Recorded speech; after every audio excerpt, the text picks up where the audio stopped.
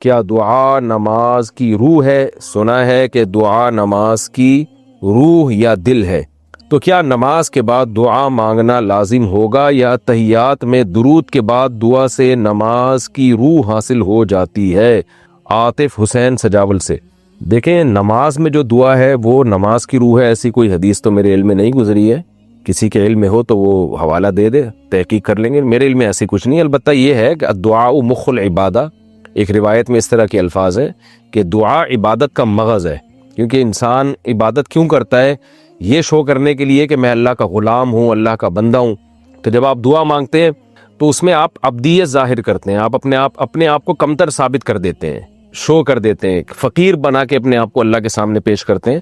تو عبادت کا جو بڑا مقصد ہے وہ دعا سے حاصل ہوتا ہے کہ اپنے آپ کو گرا دینا، بھیک مانگنا اللہ سے۔ تو ظاہر ہے بھکاری کی کیا عزت ہوتی ہے جو آپ سے بھیک مانگنے کے لیے آتا ہے، تو ہم بھی اب اللہ کے در کے بھکاری بن کے اللہ سے دعا مانگتے ہیں۔ باقی جو آپ نے کہا کہ نماز میں دعا مانگنا لازم ہے، دعا تو نماز کا حصہ ہے، جیسے ہم سورہ فاتحہ پڑھتے ہیں نماز میں، یہ دعا ہے نا، ایاک نعبد و ایاک نستعین اہدنا الصراط المستقیم، یہ دعا اللہ نے خود سکھائی ہے ہمیں نماز میں، تو یہ نماز کا حصہ ہے یہ۔ پھر دوسری جو موقع ہے دعا کا وہ ہے آخری خادم اتحیات کے بعد درود شریف پڑھیں اور دعا پڑھیں، وہ بھی سنت ہے، لازم نہیں ہے لیکن سنت عمل ہے وہ۔ البتہ یہ جو نماز کے پھر سلام پھیرنے کے بعد دعا ہے، تو اس بارے میں جو راجح قول ہے ہماری رائے میں، فرض نماز کے بعد الگ سے پھر کوئی ہاتھ اٹھا کے دعا کرنا، یہ جو ہمارے ہاں مسجدوں میں معمول ہے، اس کا الگ سے ہمیں کوئی ثبوت نہیں ملتا، جو نبی صلی اللہ علیہ وسلم کا یہ معمول ہو اس پہ کوئی ثبوت نہیں ملتا، بلکہ نماز کے بعد تسبیحات ہیں یا سنتیں، پھر سنتوں کے بعد ہمیں دعا مانگنی چاہیے، کیونکہ حدیث میں آتا ہے کہ نماز کے بعد دعائیں بہت کثرت سے قبول ہوتی ہیں۔ تو اگر کوئی مانگنا چاہے تو بہت اچھی بات ہے، ہاتھ اٹھا کے مانگے، بغیر ہاتھ اٹھائے مانگے، لیکن اس چیز کو سنت قرار دینا یہ بہرحال ٹھیک نہیں ہے۔ تو مسجدوں میں جب اجتماعی نماز ہوتی ہے تو پھر فرض نماز کے بعد اس طرح جو معمول ہو گیا ہے نا لوگوں کا ہاتھ اٹھا کے دعا مانگنے کا، لوگ اس عمل کو سنت سمجھتے ہیں، اس لیے اس عمل کو بہرحال ترک کر دینا چاہیے، جہاں لیکن اس طرح سے کہ فتنے کا اندیشہ نہ ہو۔ بعض دفعہ لوگ لڑنے مارنے پر آ جاتے ہیں، تو فتنہ تو زیادہ بری چیز ہے۔ تو خلاصہ بہرحال یہ نکلا کہ آپ نماز کے بعد سنتیں پڑھیں، سنتیں نہیں ہیں تو دعا مانگ سکتے ہیں، اس میں کوئی حرج نہیں ہے، قبولیت کا موقع ہوتا ہے وہ۔ پھر ہاتھ اٹھائے بغیر بھی مانگ سکتے ہیں، ہاتھ اٹھا کے بھی مانگ سکتے ہیں، لیکن جب اجتماعی نماز ہو، فرض نماز جماعت سے پڑھی جائے تو پھر امام اور مقتدیوں کو چاہیے کہ وہ اس کے بعد ہاتھ اٹھا کے دعا نہ مانگیں، کیونکہ لوگوں نے اس کو فرض سمجھنا شروع کر دیا، فرض کا درجہ دے دیا لوگوں نے اس کو۔ فرض کے بعد دعا مانگنے کا حکم، آپ نے بتایا کہ فرض نماز کے بعد دعا مانگنے کی کوئی دلیل نہیں ہے، تو کیا نفل کے بعد دعا مانگ سکتے ہیں؟ اس کی کیا دلیل ہے؟ نیز کیا قرآن مجید پڑھنے کے بعد دعا کر سکتے ہیں؟ وقاص صاحب لاہور سے۔ دیکھیے، کسی بھی نیک عمل کے بعد دعا مانگنا یہ جائز ہے، اور اللہ سے امید ہے کہ آپ کی دعا زیادہ قبول ہوگی، کیونکہ آپ نے ایک نیکی کی ہے، چاہے صدقات و خیرات کریں، نماز پڑھیں، تلاوت کریں، تو جائز ہے۔ میں نے جو یہ کہا نا فرض نماز کے بعد جس طرح سے ہندوستان پاکستان میں دعا مانگی جا رہی ہے، یہ ثابت نہیں ہے۔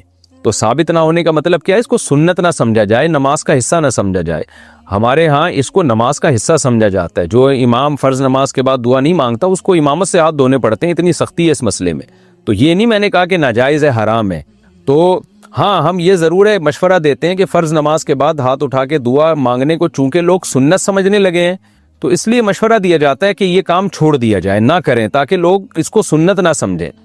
بعض دفعہ ایک کام جائز ہوتا ہے، لوگ اس کو ضروری سمجھنا شروع کر دیتے ہیں، تو اس جائز کام پہ بھی پابندی لگانی پڑتی ہے تاکہ لوگ اس کو ضروری سمجھنا چھوڑ دیں۔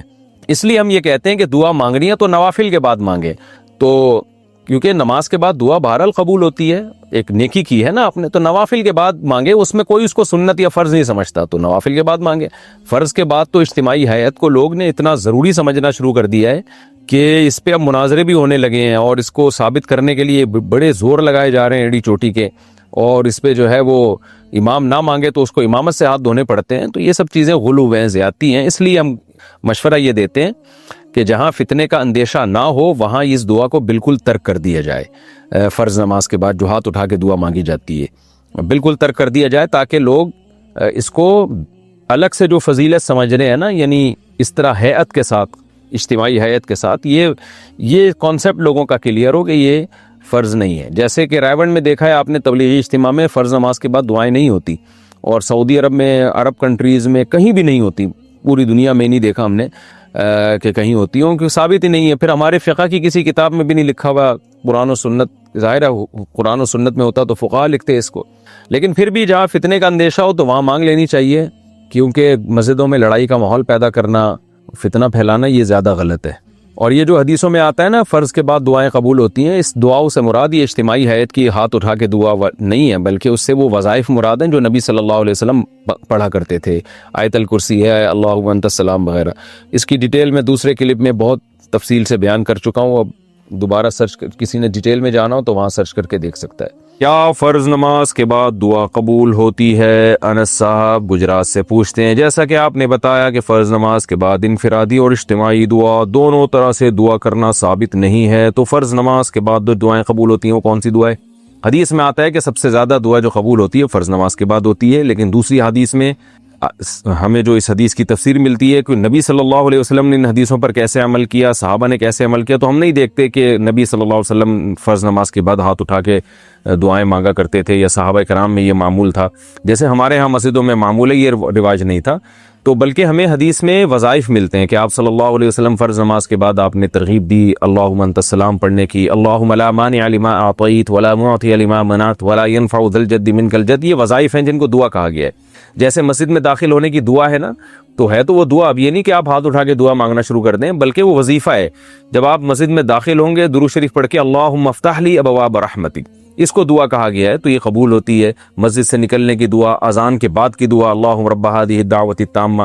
تو اسی طرح نمازوں کے بعد کی دعائیں جو ہیں وہ مقرر کلمات ہیں، منقول کلمات ہیں جو آپ صلی اللہ علیہ وسلم پڑھا کرتے تھے. چونکہ صحیح حدیث سے یہ بات ثابت ہے کہ آپ صلی اللہ علیہ وسلم فرض نماز کے بعد اللہم انت السلام کے بقدر بیٹھتے اور پھر کھڑے ہو جاتے. تو یہ صحیح حدیث سے یہ بات ثابت ہے. میں بیان میں اس کا حوالہ بھی دے چکا ہوں. تو اور اس سے بھی پتہ چلتا ہے کہ وہ جو فرض نماز کے بعد دعائیں ہیں نا، جو سارے وظائف نبی نے بتائے ہیں، وہ بھی فرض نماز کے متصل بعد نہیں ہیں، بلکہ سنتوں کے بعد ہیں. یعنی فرض نماز جب مکمل ہو جائے سنتوں کے ساتھ اس کے بعد ہیں. اس طرح سے تمام حدیثیں جمع ہو جاتی ہیں. تو کیونکہ دوسری حدیث میں آ رہا ہے کہ آپ اللہم انت السلام کے بقدر بیٹھتے تھے، اور ایک حدیث میں آ رہا ہے کہ اللہم لا مانع لما اعطیت پڑھتے تھے. اسی طرح حدیث میں آتے آیت الکرسی پڑھنے کی بھی ترغیب ہے. تو علماء نے دونوں طرح کی حدیثوں کو جمع کر کے یہ کہا ہے، جو محقق علماء ہیں، کہ فرض نماز کے بعد آپ اللہم انت السلام کے بقدر دعا مانگیں، یعنی اللہم انت السلام پڑھیں، یہ خود دعا ہے. اس کے بعد آپ سنتیں پڑھیں، پھر اس کے بعد باقی تمام وظائف آپ کمپلیٹ کریں، اور پھر آپ اگر ہاتھ اٹھا کے دعا مانگنا چاہیں تو جائز ہے، اس میں کوئی حرج نہیں ہے. فرض کے بعد جب ہاتھ اٹھا کے پابندی سے لوگ دعا مانگتے ہیں تو لوگ اس کو نماز کا حصہ سمجھتے ہیں. جب آپ سنتوں کے بعد اخپل طریقے سے دعا مانگیں گے تو وہ تو مانگیں، جتنی مرضی مانگیں، اس کو لوگ سنت بھی نہیں سمجھتے. وہ جائز ہے، اس میں کوئی حرج نہیں، بشرطے کہ وہ بھی اجتماعی نہ ہو، کیونکہ اجتماع کے لیے ثبوت چاہیے. کبھی کبھار اجتماعی ہو جائے وہ تو فرض کے بعد بھی ہو سکتی ہے، کبھی کبھار لوگوں کو تعلیم دینے کے لیے. معمول بنانا ٹھیک نہیں ہے. تو ہم معمول کے خلاف ہیں کہ اس سے لوگ اس عمل کو سنت سمجھتے ہیں. اور فقہا نے بھی اس کا تذکرہ نہیں کیا اس دعا کا، بلکہ اس کے خلاف تذکرہ کیا ہے. فتاوی عالمگیریہ جو فقہ حنفی کی مشہور کتاب ہے، اس میں صاف لکھا ہوا ہے کہ امام کو چاہیے کہ نماز کے بعد اللہم انت السلام ومنک السلام تبارک یا ذا الجلال والاکرام اتنی دیر بیٹھے اور پھر کھڑا ہو جائے. وہاں بھی یہ نہیں ہے کہ دعا مانگے ہاتھ اٹھا کے. تو ہماری جو عربی فتاوی ہیں ان میں بھی یہی لکھا ہوا ہے، اور قرآن یعنی احادیث میں سے بھی یہی بات ثابت ہے. تو اس لیے ہماری رائے یہ، باقی یہ اختلافی مسئلہ ہے. لوگ اگر اس پر کچھ علماء اس کے خلاف چل رہے ہیں تو کسی عالم کی شان میں گستاخی جائز نہیں ہے. عوام کو یہ حق حاصل نہیں ہے کہ وہ علماء کے عیب نکالے. جس کو یہ سمجھ میں آ جائے تو اس پر عمل کرے، نہیں سمجھ میں آئے تو بھئی جس کی بات سمجھ میں آ رہی ہے اس پر عمل کریں. ایک دوسرے سے لڑے نہیں، اختلاف نہ پھیلائیں، نفرتیں نہ پھیلائیں. چھوٹے چھوٹے مسائل ہیں، یہ کوئی بہت بڑے بڑے مسائل نہیں ہیں. تو اپنی رائے پر عمل کریں، اور کسی کو نہ برا کہیں، نہ برا سمجھیں، نہ کسی کو جاہل سمجھیں. سب کا مقصد حدیث ہی کو فالو کرنا ہوتا ہے. سوچنے کا انداز سب کا ایک دوسرے سے مختلف ہوتا ہے، لیکن ہماری رائے بہرحال یہ ہے، اور مجھے اس پہ بہت زیادہ اطمینان ہے. شرح صدر ہے. وطر کی نماز میں مسنون قراءت کیا ہے؟ محمد صاحب گجرات سے پوچھتے ہیں. کیا وطر کی پہلی رکعت میں سورہ اعلیٰ یعنی سبح اسم ربک الاعلیٰ، اور دوسری میں سورہ کافرون، اور تیسری رکعت میں سورہ اخلاص پڑھنا سنت ہے؟ کیا روزانہ سنت کی نیت سے اس کا معمول بنانا درست ہے؟ جناب یہ سنت ہے، صحیح حدیث سے ثابت ہے کہ آپ صلی اللہ علیہ وسلم وطر کی پہلی رکعت میں سبح اسم ربک الاعلیٰ پڑھتے تھے، دوسری میں قل یا ایھا الکافرون پڑھتے تھے، تیسری میں قل ھو اللہ احد پڑھتے تھے. تو سنت ہے، اس کو پڑھنا چاہیے. لیکن فرض نماز سے متعلق یا وطر سے متعلق جہاں بھی یہ جب بات ذکر کی جاتی ہے کہ یہ والی صورتیں پڑھنا سنت ہے، مثال کے طور پر جمعے میں سورہ غاشیہ یا سورہ جمعہ پڑھنا، اور جمعے کے دن فجر کی نماز میں سورہ سجدہ اور سورہ دہر پڑھنا سنت ہے، تو جب بھی اس طرح کی بات کی جاتی ہے نا کہ فلاں نماز میں فلاں صورت پڑھنا سنت ہے، تو اس کا مطلب یہ نہیں ہوتا کہ ہمیشہ کے لیے اس کا معمول بنا لیا جائے، بلکہ اس کا مطلب یہ ہوتا ہے کہ عام صورتوں کی نسبت ان کو زیادہ پڑھا جائے، لیکن دوسری صورتوں کو بھی پڑھنا چاہیے تاکہ لوگ ان کو فرض واجب نہ سمجھیں، کیونکہ آپ صلی اللہ علیہ وسلم سے ساری زندگی یہ پڑھنا ثابت نہیں ہے کہ ہمیشہ آپ صلی اللہ علیہ وسلم نے یہی پڑھا ہے، اس کے علاوہ کچھ اور نہیں پڑھا، ایسا نہیں ہے۔ تو سنت کا مطلب یہ ہے کہ عمومی طور پر اس کا معمول بنانا چاہیے، لیکن دوسری صورتیں بھی ساتھ ساتھ پڑھنی چاہیے۔ سفر میں جماعت میں پوری نماز پڑھیں یا علیحدہ سے قصر پڑھیں؟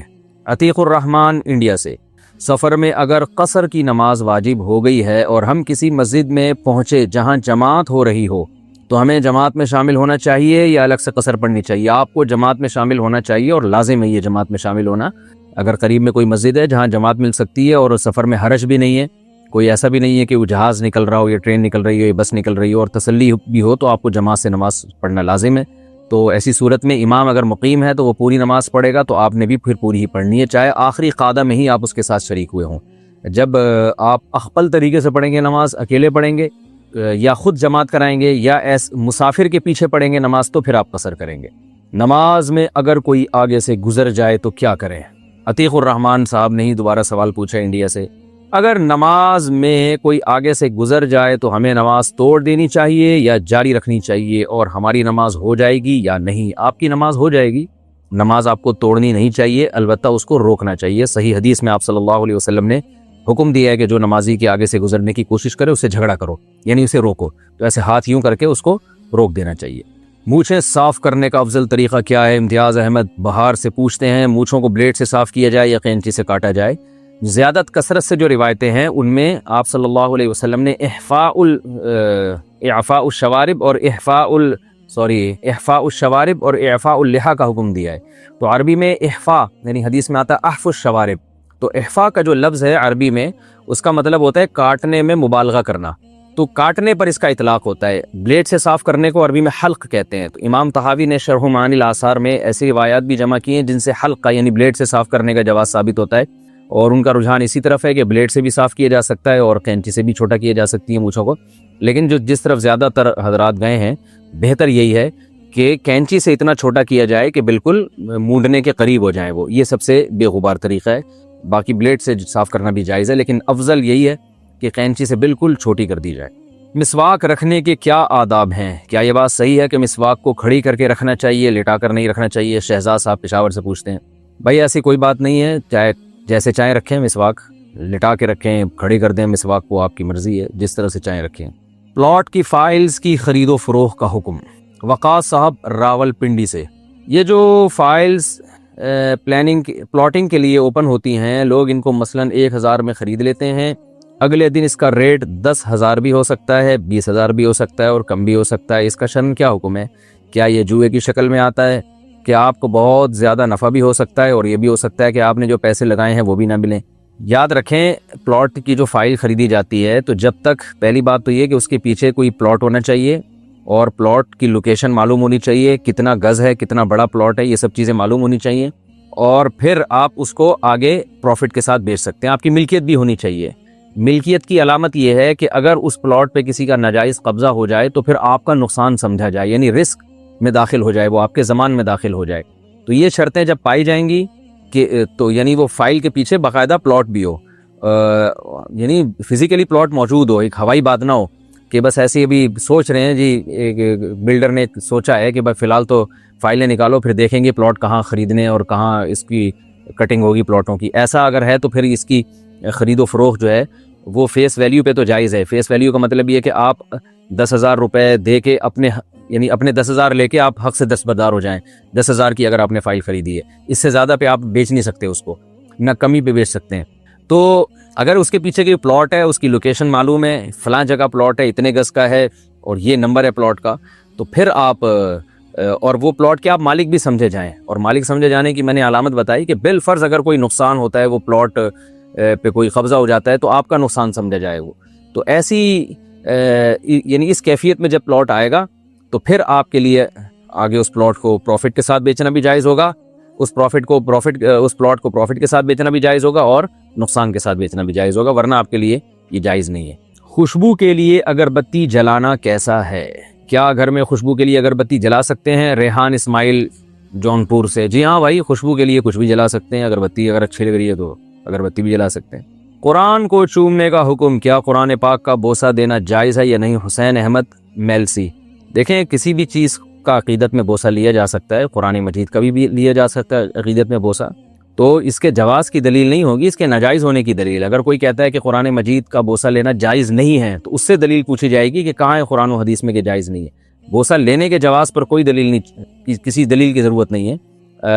ممکن ہے کوئی استدلال کرے کہ حضرت عمر رضی اللہ تعالیٰ عنہ نے حجر اسود کو بوسہ لیا تھا، تو آپ نے فرمایا کہ میں نے نبی صلی اللہ علیہ وسلم کو اگر اس کا بوسہ لیتے ہوئے نہ دیکھا ہوتا تو میں بھی اس کا بوسہ نہ لیتا، تو ممکن ہے کوئی اس حدیث سے استدلال کرے حضرت عمر کے اس قول سے کہ بھئی بوسہ لینے کے لیے حضرت عمر کے پاس حدیث تھی، اس لیے حجر اسود کا بوسہ لیا، تو اگر حدیث نہ ہوتی تو آپ حجر اسود کا بوسہ بھی نہ لیتے۔ تو یاد رکھیں حجر اسود چونکہ ایک پتھر ہے، اور پتھر سے اس طرح کی عقیدت و محبت میں اس بات کا احتمال موجود ہے کہ آپ عقیدت میں غلو کر رہے ہیں اور اس کو نفع اور نقصان کا مالک سمجھتے ہیں، تو حضرت عمر نے اس عقیدے کی نفی کرنے کے لیے، تبھی ان کے پورے الفاظ ہیں کہ نہ یہ نقصان پہنچا سکتا ہے نہ فائدہ پہنچا سکتا ہے، اس عقیدے کی نفی کے لیے حضرت عمر نے یہ فرمایا تھا کہ میں نے نبی کو اس کا بوسہ لیتے ہوئے دیکھا، اس لیے میں بھی بوسہ لے رہا ہوں۔ تو پتھر، کسی بھی پتھر کو جب بوسہ لیا جائے گا تو پھر اس کے لیے دلیل کی ضرورت ہوگی، کیونکہ پتھر بذات خود تو اس کی کوئی ویلیو نہیں ہوتی۔ آپ کہہ سکتے ہیں یہ تو عام پتھر نہیں، یہ تو بیت اللہ سے مس ہے، تو بیت اللہ سے مس ہونے کے باوجود، کیونکہ بیت اللہ میں جتنی عبادتیں ہم کرتے ہیں وہ ساری توقیفی ہیں، یعنی اپنی رائے اور اپنی عقل سے وہ نہیں کر سکتے، ان کے لیے ثبوت چاہیے، ورنہ بیت اللہ کی لوگ ایسی عقیدت شروع کر دیں گے جو شریعت سے ثابت نہیں ہوگی، تو وہاں خود بخود بہت ساری عبادتیں لوگ گڑھنا شروع کر دیں گے۔ تو حج اور عمرہ اور بیت اللہ میں کیا ہمیں کرنا ہے کیا نہیں کرنا، کہاں صرف ہاتھ لگانا ہے کہاں بوسہ لینا ہے، یہ ساری کی ساری چیزیں کے لیے تو نبی صلی اللہ علیہ وسلم سے ثبوت چاہیے، کیونکہ یہ تو عبادتیں ہیں۔ اس کے علاوہ اگر آپ عقیدت محبت میں کسی کو چومنا چاہیں، کسی بھی چیز کو، تو اس کے لیے ثبوت نہیں چاہیے۔ تو قرآن مجید بھی اللہ تعالیٰ کی ایک کتاب ہے، تو عقیدت محبت میں کوئی اسے اپنی آنکھوں سے لگا لے، کوئی سر پہ رکھ لے، کوئی چوم لے، اس کے لیے دلیل کی ضرورت نہیں ہے، دلیل اس سے مانگی جائے گی جو اس کو ناجائز کہتا ہے۔ البتہ اتنی بات ضرور ہے کہ اسلاف میں بعض حضرات سے چومنا بھی ثابت ہے، اور اتنی بات بھی ضرور ہے کہ اس کو ضروری سمجھنا بہرحال ضروری نہیں ہے۔ بعض لوگ کیا کرتے ہیں کہ وہ قرآن مجید کی تلاوت سے پہلے اس کو چومنا اتنا ضروری سمجھتے ہیں کہ اگر کوئی نہ چومے تو اسے ملامت کرتے ہیں، اسے گستاخ سمجھتے ہیں، تو یہ غلط ہے، یہ شریعت پر زیادتی ہے۔ جس چیز کی شریعت میں ترغیب یعنی کوئی وجوب ثابت نہ ہو تو آپ اس کو واجب نہیں سمجھ سکتے۔ تکبیر تحریمہ کتنی بلند آواز سے کہیں؟ نیت باندھتے وقت جو اللہ اکبر کہتے ہیں وہ تیز آواز میں بولنا چاہیے، دل میں بولنا چاہیے؟ سیف اللہ صاحب ثوابی سے پوچھتے ہیں، بھائی تیز آواز سے تو نہیں، اگر آپ انفرادی نماز پڑھ رہے ہیں، امام نہیں ہیں، تو آپ آہستہ آواز سے بولیں، لیکن دل میں نہیں، زبان ہلانی پڑے گی۔ دل میں تو انسان سوچتا ہے، تو دل کے بجائے زبان ہلائیں، اتنی کہ آپ کے الفاظ کی ادائیگی ہو جائے، یعنی وہ اتنی زور سے بھی ضروری نہیں ہے کہ آپ کو خود سنائی دے رہا ہو، لیکن کم از کم اتنا ہو کہ زبان سے باقاعدہ تلفظ ہو، تو یہ اتنا جو ہے نا تلفظ ضروری ہے۔ والدہ گھر میں اکیلی ہوں تو جماعت چھوڑنے کا حکم؟ سیف اللہ صاحب کے پی کے سے، یہ وہی سیف اللہ معلوم ہو رہے ہیں۔ والدہ گھر میں اکیلی ہوں تو جماعت چھوڑنے کو، مگر آپ فرض نماز کے لیے مسجد جا رہے ہوں اور والدہ گھر میں اکیلی ہوں، وہ گھر پر نماز پڑھنے کا کہیں تو کیا کرنا چاہیے؟ والدہ گھر پہ نماز پڑھنے کا اس لیے کہہ رہی ہیں کہ اکیلے رہنے میں ان کو کوئی نقصان کا خطرہ ہے۔ اگر آپ جماعت سے نماز پڑھنے جائیں گے تو یا تو رات کا وقت ہے، تنہائی کا وقت ہے، کوئی خطرہ ہے تو والدہ ڈر جائیں گی، خوف زدہ ہو جائیں گی، یا بیمار ہیں، ان کو ہر وقت کوئی بندہ ان کے پاس موجود ہونا چاہیے جس کی وجہ سے ان کو خطرہ ہے کہ کچھ ہو نہ جائے۔ تو اگر اس بیس پر والدہ جماعت سے روک رہی ہیں تو پھر والدہ کو روکنا ٹھیک ہے۔ ایسی صورت میں آپ کو چاہیے کہ گھر میں رہیں اور جماعت پھر بھی نہ چھوڑیں، والدہ کے ساتھ جماعت کرائیں آپ۔ لیکن اگر ایسی کنڈیشن نہیں ہے، کوئی خطرہ نہیں ہے والدہ کو، تو پھر والدہ کی بات ماننا جائز نہیں ہے، کیونکہ جماعت سے نماز پڑھنا واجب ہے۔ رسول اللہ صلی اللہ علیہ وسلم نے ارشاد فرمایا، لا صلاۃ لجار المسجد الا فی المسجد، مسجد کے پڑوس میں رہنے والے کی نماز مسجد ہی میں ہوتی ہے، مسجد کے علاوہ نہیں ہوتی۔ تو وعید شدید ہے یہ، تو اس لیے جماعت کی نماز کی آپ کو پابندی کرنی چاہیے۔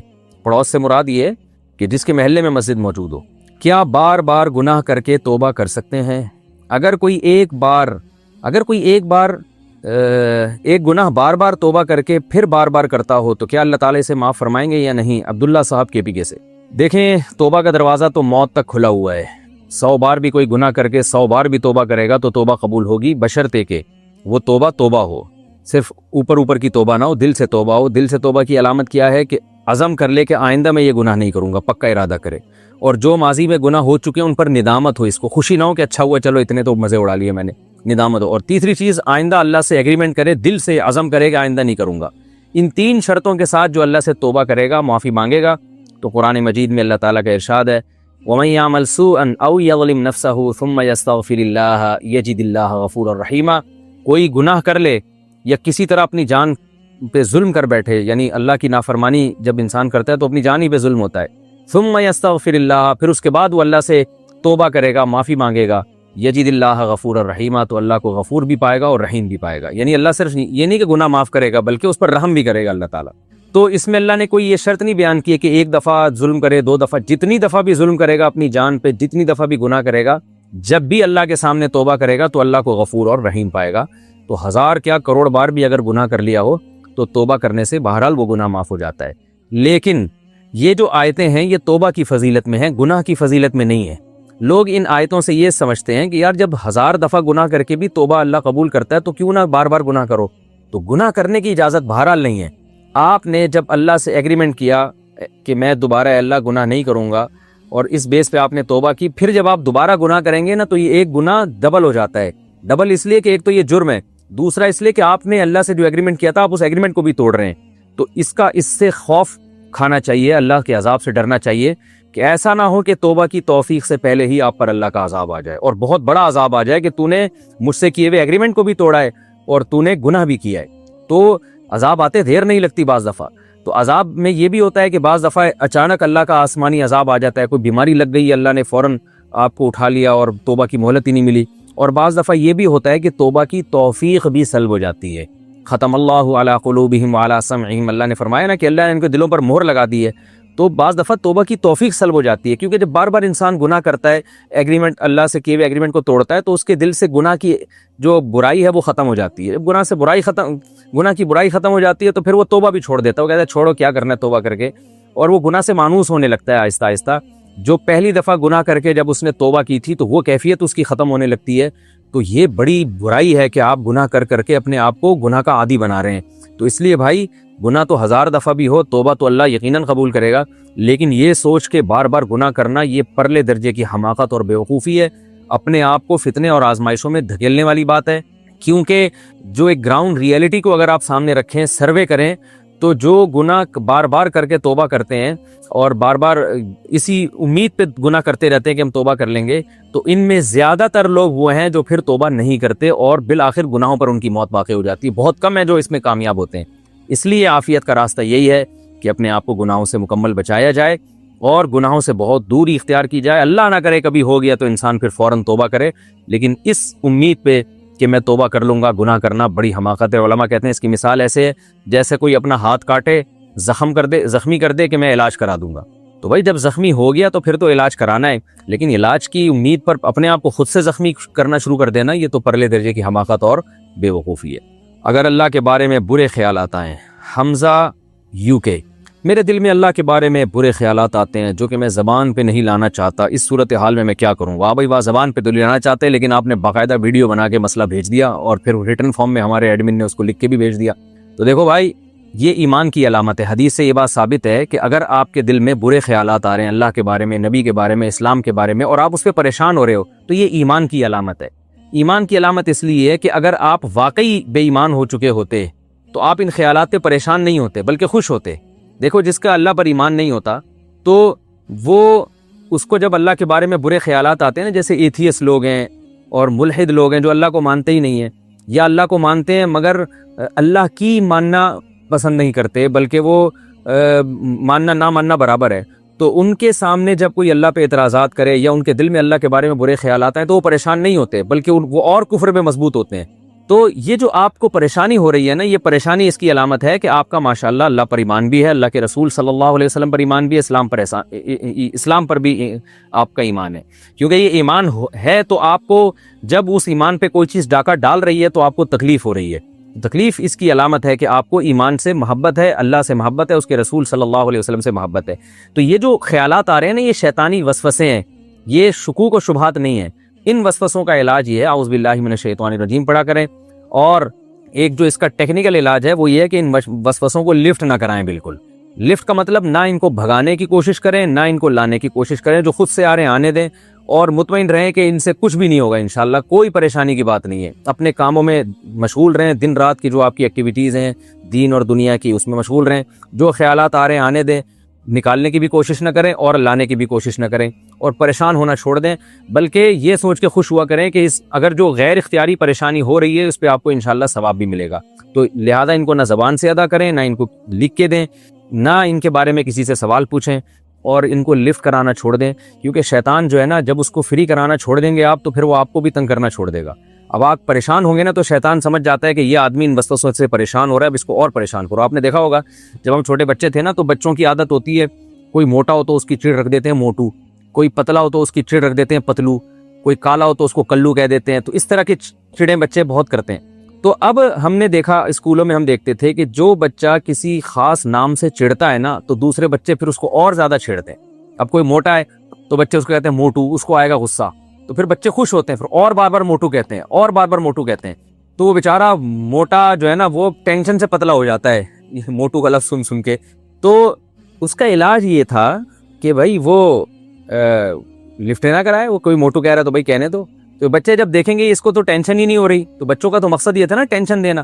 جب وہ دیکھتے ہیں کہ اس کو ٹینشن ہو ہی نہیں رہی ہے تو وہ پھر اس کو موٹو کہنا ہی چھوڑ دیتے ہیں, تمیز سے نام سے پکارتے ہیں اس کو. تو یہ انسان کی فطرت ہے, عادت ہے, شیطان کی بھی یہ فطرت ہے کہ وہ وسوسے ڈالتا ہے اور دیکھتا ہے جو پریشان ہو رہا ہے نا وسوسوں سے اس کو اور پریشان کرو, اور جو پریشان نہیں ہو رہا پھر وہ شیطان اپنی فائلیں لپیٹ کے چلا جاتا ہے, کہہ رہا ہے کسی اور پہ ٹرائی کرو. بھائی وہ شیطان کے پاس بھی اتنا ٹائم تھوڑی ہے کہ وہ ایک ہی آدمی پہ سارا زور لگا دے. وہ کہہ رہے بھائی جہاں دال گلے گی وہاں گلاؤ, جہاں نہیں گل رہی تو کچھ اور کسی اور پہ ٹرائی کرو. پھر تو یہ بالکل ایسے ہی جیسے عاملوں کے معاملے میں, جنات کے معاملے میں جو زیادہ جنات کو فری کراتے ہیں نا, زیادہ ڈرتے ہیں وہ یہ نہ ہو جائے اور یہ والا تعویذ اور وہ والا تعویذ, جنات پریشان بھی انہی کو کرتے ہیں. جو زیادہ ان چکروں میں نہیں پڑتے وہ جنات ان کو پریشان بھی نہیں زیادہ کرتے. تو بالکل اسی طرح وسوسوں کو بالکل لفٹ نہ کرائیں. نو لفٹ کا جو ہے نا وہ اپنے دل کے اوپر ایک نوٹس لگا کے رکھ دیں, شیطان جب بھی آئے تو نو لفٹ دیکھ کے واپس چلا جائے. انشاءاللہ یہ وسوسے خود بخود ختم ہو جائیں گے. نکاح میں 2 عورتوں اور 1 لڑکے کو گواہ بنانا. محمد صدیق مہاراشٹر سے پوچھتے ہیں اگر 2 لڑکا لڑکی 2 عورتوں اور 1 15 سالہ لڑکے کے سامنے ایک دوسرے کو قبول ہے کریں, جبکہ ان میں سے ایک عورت خود لڑکی کی والدہ ہو, تو کیا ان کا نکاح ہو جائے گا؟ یعنی 2 لڑکا لڑکی 2 عورتوں اور 1 15 سالہ لڑکے کے سامنے, اتنا ٹیکنیکل قسم کا سوال بنا کے پوچھا ہے. 2 لڑکا لڑکی 2 عورتوں اور 1 15 سالہ لڑکے کے سامنے. اچھا 2 لڑکا لڑکی تو یہ ہوگا, یہاں جملہ ختم ہو گیا. یعنی وہ لڑکا لڑکی جو شادی کر رہے ہیں اور گواہوں میں 2 عورتیں اور 1 15 سالہ لڑکا ہے, تو گواہوں کا نصاب تو پورا ہے. 1 مرد اور 2 عورتیں ہونی چاہیے یا 2 مرد ہونے چاہیے, تو گواہ بھی ہو گئے پورے. تو ان کے سامنے ایک دوسرے کو قبول ہے بولیں, بھائی قبول ہے, نکاح کے لیے قبول ہے بولیں تو نکاح ہوگا. میں ہی قبول ہے بولنے سے کچھ نہیں ہوتا. اگر وہ یہ کہیں کہ میں نے آپ سے نکاح کیا, وہ کہے میں نے قبول کیا, تو پھر نکاح ہو جائے گا, ورنہ نکاح نہیں ہوگا. تو یہ گواہوں کا نصاب تو مکمل ہے. لیکن اس طرح سے جب یہ نکاح کریں گے تو اس میں یہ ضروری ہے کہ جو لڑکا ہے وہ لڑکی کا کفو ہو, ہم پلہ ہو, کیونکہ لڑکی ولی کی اجازت کے بغیر, اپنے باپ کی اجازت کے بغیر غیر کفو میں نکاح نہیں کر سکتی. کفو کسے کہتے ہیں؟ ہم پلہ پیرالل. اور ہم پلہ کسے کہتے ہیں؟ کہ لڑکا کم از کم 6 چیزوں میں لڑکی کے برابر ہونا چاہیے, پیشے میں, نسب میں, دینداری میں, اور خاندان کے حساب سے اور مذہب کے اعتبار سے. ان سب چیز جو ہے نا, اور بھی اس کے علاوہ بہت سی چیزیں ہیں. بالکل ہی اگر لڑکا باولا ہے, پاگل ہے, لڑکی بہت ذہین ہے, تو بھی یہ غیر کفو ہے. تو خلاصہ یہ کہ کچھ یعنی جوڑ کا رشتہ ہونا چاہیے. تو لڑکی اگر اپنے جوڑ میں شادی نہیں کرتی, جوڑ سے کم میں کر رہی ہے, تو باپ کی رضا ضروری ہے. جوڑ میں شادی کر رہی ہے تو نکاح ہو تو جائے گا, لیکن بہرحال یہ غلط حرکت ہے. شریعت میں لڑکی کے لیے اپنے ولی کی اجازت کے بغیر نکاح کرنے کو پسند نہیں کیا گیا. کوئی ضرورت ہو, مجبوری ہو تو ایک الگ بات ہے. کافر اور مشرک میں کیا فرق ہے؟ آدمی کافر کس طرح ہوتا ہے؟ ہمارے ہاں انڈیا میں ہندو اللہ کو بھی مانتے ہیں اور ساتھ ہی بتوں کو بھی مانتے ہیں, تو وہ مشرک ہوں گے یا کافر بھی ہوں گے؟ نیز آدمی کن گناہوں کی وجہ سے یا کن چیزوں کو نہ ماننے کی وجہ سے کافر ہو جاتا ہے؟ ساجد صاحب انڈیا سے پوچھ رہے ہیں. دیکھیں کافر اور مشرک, کافر عام لفظ ہے, مشرک ایک خاص, یعنی ہر مشرک کافر ہوتا ہے مگر ہر کافر مشرک نہیں ہوتا. کافر کہتے ہیں جو ضروریات دین میں سے کسی بھی چیز کا انکار کرے. اسلام کے جو بیسک عقائد ہیں, اللہ کا وجود, اللہ کی توحید, تمام پیغمبروں پر ایمان, تمام پیغمبروں کی کتابوں پر ایمان, جو جن پیغمبروں کو کتابیں دی گئی ہیں, آپ صلی اللہ علیہ وسلم کو آخری نبی ماننا, تقدیر کا عقیدہ, اور 5 نمازوں کے فرض ماننا، رمضان کے روزے، زکوٰۃ، حج، اسلام کے جو ارکان ہیں ان کو ماننا، یہ جو بیسک موٹی موٹی چیزیں ہیں، جو ان کو مانے گا وہ کافر نہیں رہے گا، وہ مسلمان ہو جائے گا، اور جو ان میں سے کسی بھی چیز کا انکار کرے گا وہ اسلام سے خارج ہو جائے گا، کافر ہو جائے گا۔ آگے پھر مشرک ہوگا یا نہیں ہوگا؟ مشرک اس صورت میں ہوگا کہ وہ اللہ کے ساتھ کسی کو شریک کرے، جیسے قادیانی جو ہے وہ کافر تو ہیں، مشرک نہیں ہے، کیونکہ وہ عقیدہ توحید کے قائل ہیں، لیکن کافر اس لیے کہ ختم نبوت کے منکر ہیں۔ اور ہندو جو ہے وہ کافر بھی ہیں، مشرک بھی ہیں۔ کافر اس لیے کہ وہ اسلام کو نہیں مانتے، آپ صلی اللہ علیہ وسلم کو پیغمبر نہیں مانتے، اور اسلام کی بہت ساری بیسک چیزوں کا انکار کرتے ہیں۔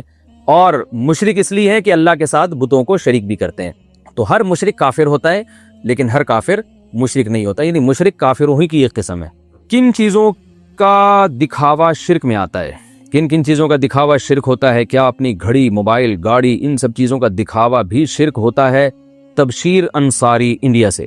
دیکھیں، شرک کی 2 قسمیں ہیں، ایک شرک اکبر، ایک شرک اصغر۔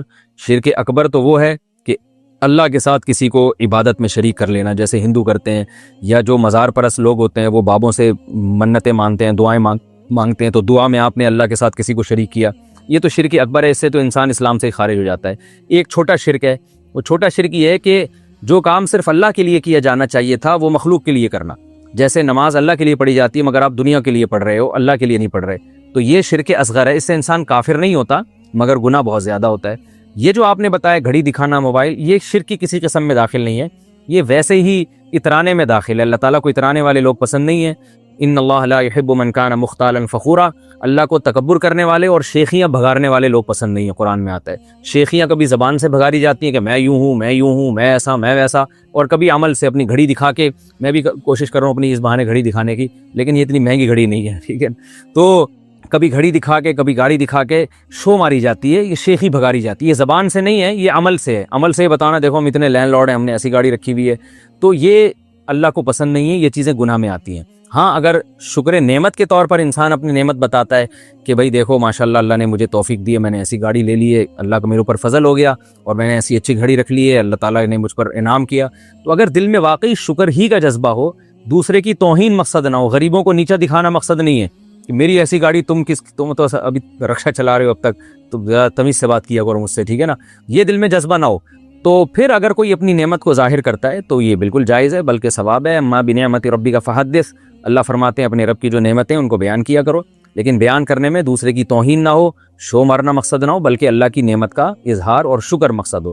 علماء کہتے ہیں جب تک انسان دل کامل نہیں ہو جاتا اور اس کی تربیت نہیں ہو جاتی تو اس کو نعمتوں کا بھی اظہار زیادہ نہیں کرنا چاہیے، کیونکہ وہ لیبل یہ لگا رہا ہوتا ہے کہ اللہ کا شکر ادا کر رہا ہوں، لیکن دل میں فساد ہوتا ہے، مقصد دوسروں کو نیچا دکھانا ہوتا ہے کہ تمہاری کوئی اوقات نہیں ہے میرے مقابلے میں۔ تو اس لیے عام آدمی کو بہرحال اس میں احتیاط کرنی چاہیے، تو شو مارنا اچھی عادت نہیں ہے۔ ہاں، اللہ کی نعمت کے اظہار کے طور پر کسی کے سامنے بیان کرنا، یہ نہ صرف یہ کہ اچھی عادت ہے بلکہ اللہ تعالیٰ اس سے خوش ہوتے ہیں۔ احرام میں عورت کے مسح کا طریقہ، عورت حالت احرام میں وضو کرتے ہوئے مسح کیسے کرے گی؟ احرام سر سے نکال کر یا احرام کے اوپر؟ عورت کا احرام لباس میں نہیں ہوتا، صرف احرام میں اتنی پابندی عورت کو ضروری ہے کہ چہرے پہ کپڑا نہ لگے، تو وضو کرنے کے لیے وہ سر پہ چادر ہٹا لے اور مسح کرے سر کا، اور جیسے نارملی وہ وضو کرتی ہے اسی طرح سے وضو کرے۔ یہ بنت سمیع اللہ خان نے پوچھا ہے مسئلہ انڈیا سے۔ عیسائی کو مسلمان بنانے کا خواب، مجھے چند دن پہلے خواب آیا کہ میں کرسچن کو کلمہ پڑھا رہا ہوں، برائے مہربانی اس کی تعبیر بتا دیں۔ طلحہ صاحب لاہور سے۔ بھائی یہ جو ہماری ویب سائٹ کے ایڈمن ہیں احمد طالب صاحب، آپ سے گزارش ہے کہ خوابوں کو اس چینل میں جگہ نہ دیں، کیونکہ خواب تو کروڑوں لوگ ہیں دنیا میں، 1 ارب 22 کروڑ کے قریب مسلمان ہیں، روزانہ ہر ایک کو 2 دفعہ تو لوگ کم از کم سوتے ہی ہیں، اور جو زیادہ پوستی ممالک ہیں دنیا میں ان میں 4 دفعہ بھی سوتے ہیں، تو کتنے خواب آئیں گے آپ ان کو کیلکولیٹ کریں۔ تو خوابوں کی تعبیروں میں بتانے میں لگ گئے تو ہم تو گئے کام سے۔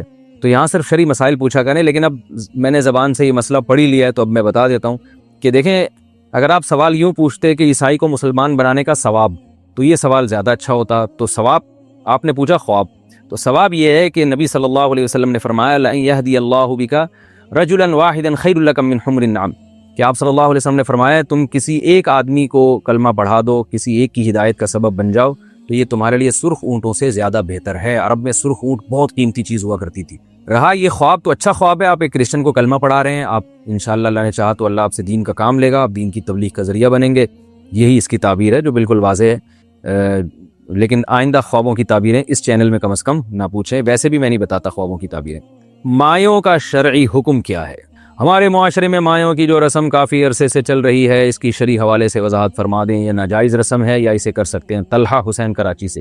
جناب یہ ناجائز رسم ہے، اس لیے کہ شریعت نے نکاح کو سادہ رکھنے کا ہمیں حکم دیا ہے۔ ہر وہ چیز جو نکاح کو مشکل بنائے گی اور اس سے معاشرے میں فساد پیدا ہوگا تو اس فساد کی وجہ سے اس چیز کو ناجائز کہا جائے گا۔ بعض چیزیں بذات خود ناجائز نہیں ہوتی، لیکن اس کے جو معاشرے پہ اثرات پڑ رہے ہوتے ہیں وہ اثرات برے ہیں۔ تو نکاح میں جتنی رسومات ہیں ختم کر دینی چاہیے۔ جو رسول اللہ صلی اللہ علیہ وسلم نے طریقہ بیان کیا نکاح کا، آپ نے جس طرح سے خود نکاح کیے بغیر کسی رسم کے، بھئی نکاح کا پیغام بھیجو، قبول ہو جائے تو نکاح کی گواہوں کی موجودگی میں نکاح کر لیا جائے اور پھر ولیمے کی اگلے دن تقریب کی جائے۔ تو یہ جو رسومات ہیں یہ کیونکہ نکاح کو مشکل بنا رہی ہیں، غریب آدمی کے لیے نکاح کرنا اچھا خاصا مشکل ہو گیا، وہ مایوں میں بھی پیسے لگتے ہیں تو، اور پھر اس میں جو ڈول ڈھمکے ہو رہے ہیں موسیقی کے نام پہ جو طوفان بدتمیزی ہوتا ہے وہ ایک الگ کہانی ہے، بہت سارے فسادات اس میں مل جاتے ہیں، لہذا ان رسومات کو ختم کرنے کی کوشش کرنی چاہیے۔ کیا اپنے علاقے کے مفتی کو فالو کرنا چاہیے؟ محمد صاحب انڈیا سے پوچھتے ہیں۔ ہم نے سنا ہے کہ ہم جس جگہ یا علاقے میں رہتے ہیں وہیں کے مفتی کا فتویٰ ماننا ضروری ہے، کیا یہ بات صحیح ہے یا دوسرے علاقے کے مفتی کے فتوے پر بھی عمل کر سکتے ہیں؟ دیکھیں جس پر آپ کو زیادہ اعتماد ہو، آپ سمجھتے ہیں کہ جو مفتی جو عالم زیادہ نالج رکھتے ہیں اور ان میں تقویٰ بھی زیادہ ہے اور مسائل پہ ان کی تحقیق بھی زیادہ ہے تو اس عالم کو فالو کرنا چاہیے۔ البتہ ہمارے جو 4 مسلک ہیں جو اہل سنت والجماعت کے، حنفیہ، مالکیہ، شافعیہ، حنابلہ، یہ چاروں فقہ دنیا بھر میں مسلمانوں میں رائج ہیں۔ 50% حنفی ہیں جناب ڈاکٹر ذاکر نائک کی تحقیق کے مطابق، اور 30% شافعی ہیں، 17% مالکی ہیں اور 2% فقہ حنبلی کو فالو کرتے ہیں اور 1% پھر دیگر مسالک ہیں۔ تو ان میں جو بھی اہل سنت والجماعت کو فالو کرتے ہیں، اور یہ سب اہل سنت والجماعت ہی کو فالو کرتے ہیں، جو بھی صحابہ کو حجت مانتے ہیں اور قرآن و حدیث کو حجت مانتے ہیں، یہ چاروں فقہا ان میں داخل ہیں۔ تو ان میں سے کسی کو بھی آپ فالو کر لیں تو انشاءاللہ آپ سے قیامت کے دن سوال نہیں ہوگا۔ اب سوال یہ ہونا چاہیے کہ ان میں کس مسلک کو فالو کریں۔ اس کے بارے میں علماء یہ کہتے ہیں کہ جس ملک میں جو فقہ زیادہ رائج ہو اس کو فالو کرنا چاہیے، کیونکہ شریعت میں اختلاف و انتشار کو پسند نہیں کیا گیا۔ ایک ملک میں ایک فقہ رائج ہے، آپ وہاں ایک الگ فقہ کو فالو کریں گے تو نہ اس فقہ کے مسائل بتانے والے علماء آپ کو آسانی سے ملیں گے، اور پھر آپ بسا اوقات یہ چیز مسلمانوں میں اختلاف و انتشار کا ذریعہ بھی بنتی ہے۔ تو مسلک کے اعتبار سے تو جو اہل سنت والجماعت کے جتنے بھی مسلک ہیں ان میں جو مسلک رائج ہو آپ کے کنٹری میں اور اس پر سہولت سے، ظاہر سہولت سے چلنا بھی اسی مسلک پہ ممکن ہوتا ہے جو آپ کے ملک میں رائج ہو، کیونکہ اس کے علماء آپ کو کثرت سے مل جائیں گے، اس میں علماء کی آراء آپ کو آسانی سے مل جائیں گی اور لوگ بھی اسی کو فالو کر رہے ہیں تو اختلاف و انتشار بھی نہیں ہوگا۔ تو مسلک کے بارے میں تو اسی کو فالو کرنا چاہیے کہ جس کنٹری میں جو مسلک رائج ہو اس مسلک کو فالو کرنا چاہیے۔ باقی رہا اسپیسیفک کسی خاص مفتی کو فالو کرنا، تو اس میں جو بھی جتنے بڑے عالم ہو اور آپ سمجھتے ہو کہ ان کی مسائل پہ گرفت زیادہ ہے اس کو فالو کرنے میں کا شریعت نے ہمیں حکم دیا ہے، کیونکہ اس میں غلطی کا امکان دوسرے کی نسبت کم ہوتا ہے۔ کیا نزلہ زکام میں غسل کی جگہ تیمم کر سکتے ہیں؟ اگر نزلہ زکام بہت شدید ہو اور رات میں نہانے کی ضرورت پیش آ جائے اور اس سے یہ لگتا ہو کہ نہانے سے نزلہ زکام بڑھ سکتا ہے تو اس صورت میں شرعاً کیا حکم ہے؟ کیا نہائیں یا تیمم کر لیں؟ سعود صاحب یو پی سے۔ جناب نزلہ زکام کھانسی میں نہانے سے کوئی نقصان نہیں ہوتا اگر گرم پانی سے نہایا جائے اور نہانے کے بعد اچھی طرح تولیے سے جسم کو خشک کر لیا جائے، اس سے کوئی نقصان نہیں ہوتا، آپ نہائیں۔ ہوتا یہ ہے کہ لوگوں کو سستی ہو رہی ہوتی ہے خاص طور پہ سردیوں میں نہاتے ہوئے، تو وہ پھر سستی پہ یہ لیبل لگا دیتے ہیں کہ ہمیں نقصان ہوگا، تو سستی نہیں کرنی چاہیے۔ غسل فرض ہو گیا، آپ اٹھیں پانی گرم کر کے نہائیں۔ ہاں اگر گرم پانی کرنے کے دوران نماز قضا ہو گئی تو انشاءاللہ گناہ نہیں ہوگا، بشرطے کہ آپ نے اپنی طرف سے کوئی کوتاہی نہ کی ہو۔ آپ کو پتا تھا کہ صبح پانی گرم کروں گا تو نماز قضا ہو جائے گی تو آپ کو پہلے سے گرم کرنا چاہیے، تو لیکن آپ نے پانی گرم کیا، آپ کو چاہیے کہ آپ گرم پانی سے نہا کے تولیے سے پورا جسم اچھی طرح پوچھ لیں، خشک کر لیں، پھر کپڑے پہن کے باہر نکلیں۔ انشاءاللہ آپ کو کچھ بھی نہیں ہوگا، نہ نزلہ بڑھے گا، نہ زکام بڑھے گا، نہ کوئی بخار میں کوئی اضافہ ہوگا انشاءاللہ۔ پھر بھی اگر کسی کو یہ خطرہ ہے کہ یہ بھی میں کروں گا تو واقعی بیماری میری بڑھ جائے گی، پھر اس کے لیے تیمم کرنا جائز ہے، لیکن میری جو مشاہدہ ہے وہ ایسا ہے کہ بیماری پھر بڑھتی نہیں ہے۔ لیکن بہرحال مسئلہ تو یہی ہے کہ اگر کسی کی بیماری پھر بھی بڑھنے کا خطرہ ہو تو پھر وہ تیمم کر سکتا ہے۔ وطر پڑھتے ہوئے فجر کا وقت ہو گیا تو کیا حکم ہے؟ قیصر صاحب بنگلہ دیش سے۔ اگر وطر پڑھتے پڑھتے فجر کا وقت ہو گیا تو کیا وہ وطر دوبارہ پڑھنی ہوگی؟ اسی طرح اگر ظہر کی نماز پڑھتے پڑھتے عصر کا وقت ہو گیا تو کیا ظہر کی نماز دوبارہ دہرانی پڑے گی؟ دیکھیں فجر کی نماز پڑھتے پڑھتے اگر سورج کا کنارہ نکل گیا تو فجر کی نماز فاسد ہو جاتی ہے، وہ تو آپ کو دوبارہ پڑھنی پڑے گی. باقی جتنی بھی نمازیں ہیں، ایک نماز پڑھتے ہوئے دوسری نماز کا وقت داخل ہو گیا تو گناہ تو ہوگا کہ آپ نے نماز ٹائم پہ کیوں نہیں پڑھی، لیکن نماز خراب نہیں ہوتی. تو وطر پڑھتے ہوئے بھی اگر قضا ہو گئی وطر کی نماز اور فجر کا وقت داخل ہو گیا تو وطر آپ کے کمپلیٹ ہو گئے. البتہ گناہ ہوا کہ آپ نے وطر میں جلدی کیوں نہیں کی، آپ نے اپنے ٹائم پہ مکمل کیوں نہیں کی نماز کو، اتنا دیر سے آپ نے کیوں پڑھی. کیا جنات آگ کے بنے ہوئے ہیں؟ عبد الباسط صاحب کراچی سے. اللہ تعالیٰ نے قرآن مجید میں فرمایا ہے کہ ہم نے جنوں کو آگ سے پیدا کیا. اگر یہ آگ سے پیدا ہوئے ہیں تو جب یہ ہمارے پاس ہوتے ہیں یا ہمارے اندر داخل ہوتے ہیں تو ہمیں گرمائش کیوں نہیں محسوس ہوتی؟ بھائی عبد الباسط، آپ مٹی کے بنے ہوئے ہیں، تو جب آپ اپنے گھر میں آ کے صوفے پہ بیٹھتے ہیں تو آپ کی امی پھر پوچھا لگا کے صوفے کو صاف کیوں نہیں کرتی؟ صوفہ مٹی کیوں نہیں ہوتا؟ جب آپ کارپیٹ پہ سوتے ہیں تو کارپیٹ کو جھاڑو سے پھر صاف کیوں نہیں کرتے؟ آپ تو مٹی ہیں تو مٹی ہر چیز مٹی ہو جانی چاہیے. تو اللہ میاں نے جنات کو آگ سے بنایا ہے، مگر ظاہر ایک ایسے پروسیس کے تحت کہ وہ آگ سے بننے کے بعد اب اس میں بہت ساری تبدیلیاں ہو چکی ہیں. وہ بالکل ایسے آگ کی طرح نہیں ہے جیسے آگ ہوتی ہے. جیسے انسان کو مٹی سے بنایا تو ہے، لیکن اب یہ والی مٹی اس میں اس طرح سے نہیں ہے کہ اس میں پودے بھی اگنا شروع ہو جائیں. اب آپ نے جناب کیا کیا کہ کوئی خربوزے کے بیج کھا لیے تو اب کیونکہ مٹی میں چلے گئے وہ خربوزے کے بیج، اب یہاں سے خربوزے کی بیلیں نکلنا شروع ہو جائیں آپ کے اندر سے، تو ایسا نہیں ہوگا. تو ایک پروسیس کے تحت اس میں کیمیائی عوامل ہوئے ہیں، وہ اللہ ہی بہتر جانتا ہے کیا ہوئے ہیں. تو وہ اس کے بعد جو ہے اس کی ماہیت چینج ہو چکی ہے. یہی وجہ ہے کہ جنات بھی جہنم میں جائیں گے جو نافرمان ہیں، اور ان پہ آگ اثر کرے گی. حالانکہ آگ پہ تو آگ اثر نہیں کرتی. جیسے مٹی پہ انسان کو جب مٹی کا ڈھیلا مارا جائے تو اس کو لگتا ہے نا وہ اثر کرتا ہے، حالانکہ انسان تو مٹی سے بنا ہے. تو ایسے ہی جنات کو جب آگ میں ڈالا جائے گا تو وہ جلیں گے آگ میں، ان کو تکلیف ہوگی اس سے. اللہ تعالی ہم سب کو جہنم کی آگ سے محفوظ رکھیں. تو یہ اس کی علامت ہے کہ وہ آگ سے بنایا تو گیا لیکن اس کی ماہیت چینج ہو چکی ہے. کچی زمین کو پاک کرنے کا طریقہ. نادیہ صاحبہ خانیوال سے پوچھتی ہیں اگر کچی زمین ناپاک ہو جائے تو اسے پاک کرنے کا کیا طریقہ ہے؟ اگر اس پر مٹی لیپ کر اوپر ذرا سا پانی لگا دیا جائے تو کیا زمین پاک ہو جائے گی؟ بھائی زمین پہ اگر کسی جانور نے یا بچے وغیرہ نے پیشاب وغیرہ کیا ہے اور وہ ناپاک ہو گئی ہے تو مٹی والی جو زمین ہے نا، یہ جب خشک ہوگی تو خود بخود پاک ہو جائے گی. اس کو الگ سے پاک کرنے کی ضرورت نہیں ہے. دھوپ پڑتی ہے اور وہ نجاست زمین میں جذب ہو جاتی ہے تو خود بخود پاک ہو جاتی ہے. اسی طرح گوبر زمین میں پڑا ہوا تھا، اگر وہ اوپر ہے تو وہ تو ناپاک ہے، لیکن جب وہ خشک ہو کے کھاد بن جائے گا اور مٹی میں بالکل مکس ہو کے اس کی اثرات اور بدبو ختم ہو جائے گی تو وہ بھی پاک ہو جائے گا. تو مٹی کو پاک کرنے کے لیے الگ سے کوئی پروسیس کی ضرورت نہیں ہے. وہ ہاں اگر کوئی ایسی جگہ مٹی ہے جہاں پیشاب کیا ہے کسی جانور نے اور یا کوئی نجاست پڑی ہوئی اور آپ وہاں نماز پڑھنا چاہتے ہیں اور وہ خشک نہیں ہوئی تو پھر اس کو جو ہے وہ اس میں پانی بہا دیا جائے تو بھی پاک ہو جائے گی. نہیں تو کھود کے اس کو اوپر نیچے برابر کر دیا جائے اور وہ اوپر کی سطح نیچے جب چلی جائے گی تو اوپر والی سطح پہ نماز پڑھنا آپ کے لیے جائز ہوگا. اسی طرح جو سیمنٹ کا فرش ہے نا، اس پہ بھی جب پانی پیشاب گر جائے اور وہ خشک ہو جائے تو وہ بھی پاک ہو جاتا ہے، اور خشک ہو کے اس کی بدبو اور وہ اثرات ختم ہو جائیں، کیونکہ یہ جذب کرنے والی چیزیں نجاست کو جذب کر لیتی ہیں. کیا پہلی دفعہ حج اور عمرے میں حلق کروانا ضروری ہے؟ شازیہ صاحبہ تنزانیہ سے. جو لوگ اپنا فرض حج کر چکے ہیں اس کے بعد اگر وہ عمرہ کے لیے جاتے ہیں تو انہیں حلق کروانا ضروری ہے یا وہ بال کٹوا سکتے ہیں؟ نیز جو پہلی دفعہ حج یا عمرہ کر رہے ہیں کیا ان کے لیے حلق کروانا ضروری ہے؟ حج یا عمرے میں حلق کروانا کبھی بھی ضروری نہیں ہے، نہ پہلی دفعہ، نہ دوسری دفعہ، نہ تیسری دفعہ. قصر بھی جائز ہے.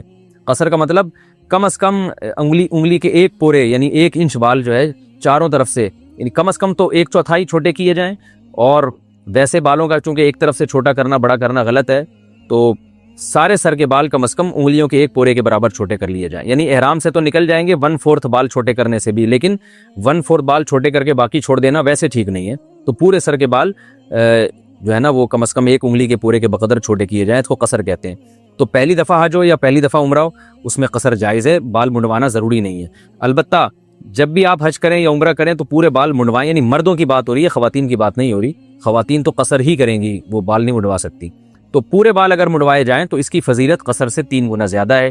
صحابی نے عرض کیا یا رسول اللہ، انہوں نے قصر اور حلق سے متعلق سوال پوچھا، یا رسول اللہ ہم قصر بھی کر سکتے ہیں؟ آپ نے فرمایا اللہم ارحم المحلقین، اے اللہ جو حلق کروانے والے ان پر تو رحم فرما. صحابی نے دعا کی درخواست کی، یا رسول اللہ قصر کرنے والوں کے لیے بھی دعا کریں. آپ نے دوبارہ حلق کرنے والوں کے لیے دعا کی ہے. تو اس حدیث سے پتہ چلتا ہے کہ حلق کرنے والے کو قصر کرنے والے پر 3 گنا فضیلت حاصل ہے. حلق کرنے کا ثواب قصر کرنے کی نسبت 3 گنا زیادہ ہے، لیکن جائز بہرحال قصر کرنا بھی ہے. جائے نماز اور جزدان کا پانی کہاں بہائیں؟ کیا جائے نماز یا قرآن پاک کے غلاف کا پانی دھو کر اس کا پانی نالی میں گرا سکتے ہیں، یا کہیں خاص جگہ یا چھت وغیرہ پر اس کا پانی ڈالنے کا اہتمام کرنا چاہیے؟ ہمشیرہ محمد یونس راولپنڈی. دیکھیے جائے نماز کا پانی تو کہیں بھی دھو دیا جائے، اس میں کوئی حرج نہیں ہے، یعنی کہیں بھی گرا دیا جائے۔ اگر کوئی کسی کی طبیعت مائل نہیں ہوتی کہ جائے نماز ایک مقدس چیز ہے تو وہ کیاری میں بھی ڈال سکتے ہیں۔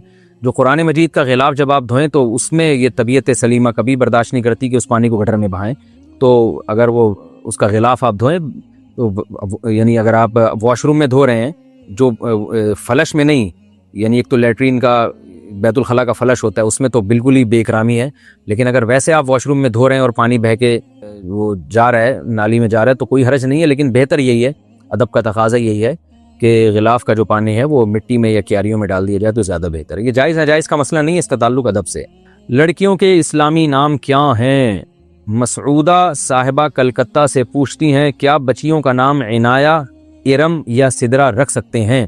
نہیں، اس بچیوں کے نام کس طرح کے رکھنے چاہیے؟ دیکھیں نام تو بہت سارے ہیں، انٹرنیٹ پہ بھی سرچ کیے جا سکتے ہیں، صحابیات کے نام پہ رکھیں سب سے بہتر ہے، لیکن یہ جو آپ نے 3 نام پوچھے عنایہ، ارم یا سدرا، ان میں سے ارم نام ٹھیک نہیں ہے، عنایہ یا سدرا آپ رکھ لیں۔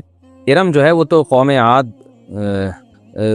جو تھی اس کا نام ہے الم تر کیف فعل ربک بعاد ارم ذات العماد، اللہ نے اس قوم کو تباہ کیا تھا، قوم عاد، اس کا نام ارم تھا، تو تباہ شدہ قوم ایک جس پر اللہ کا غضب نازل ہوا اس قوم کا نام ارم تھا، تو اس لیے یہ کوئی اتنا مبارک نام نہیں ہے کہ کوئی وہاں سے استیناس کر کے آپ کسی قوم کے یعنی بچیوں کے نام اس پہ رکھ دیا جائے۔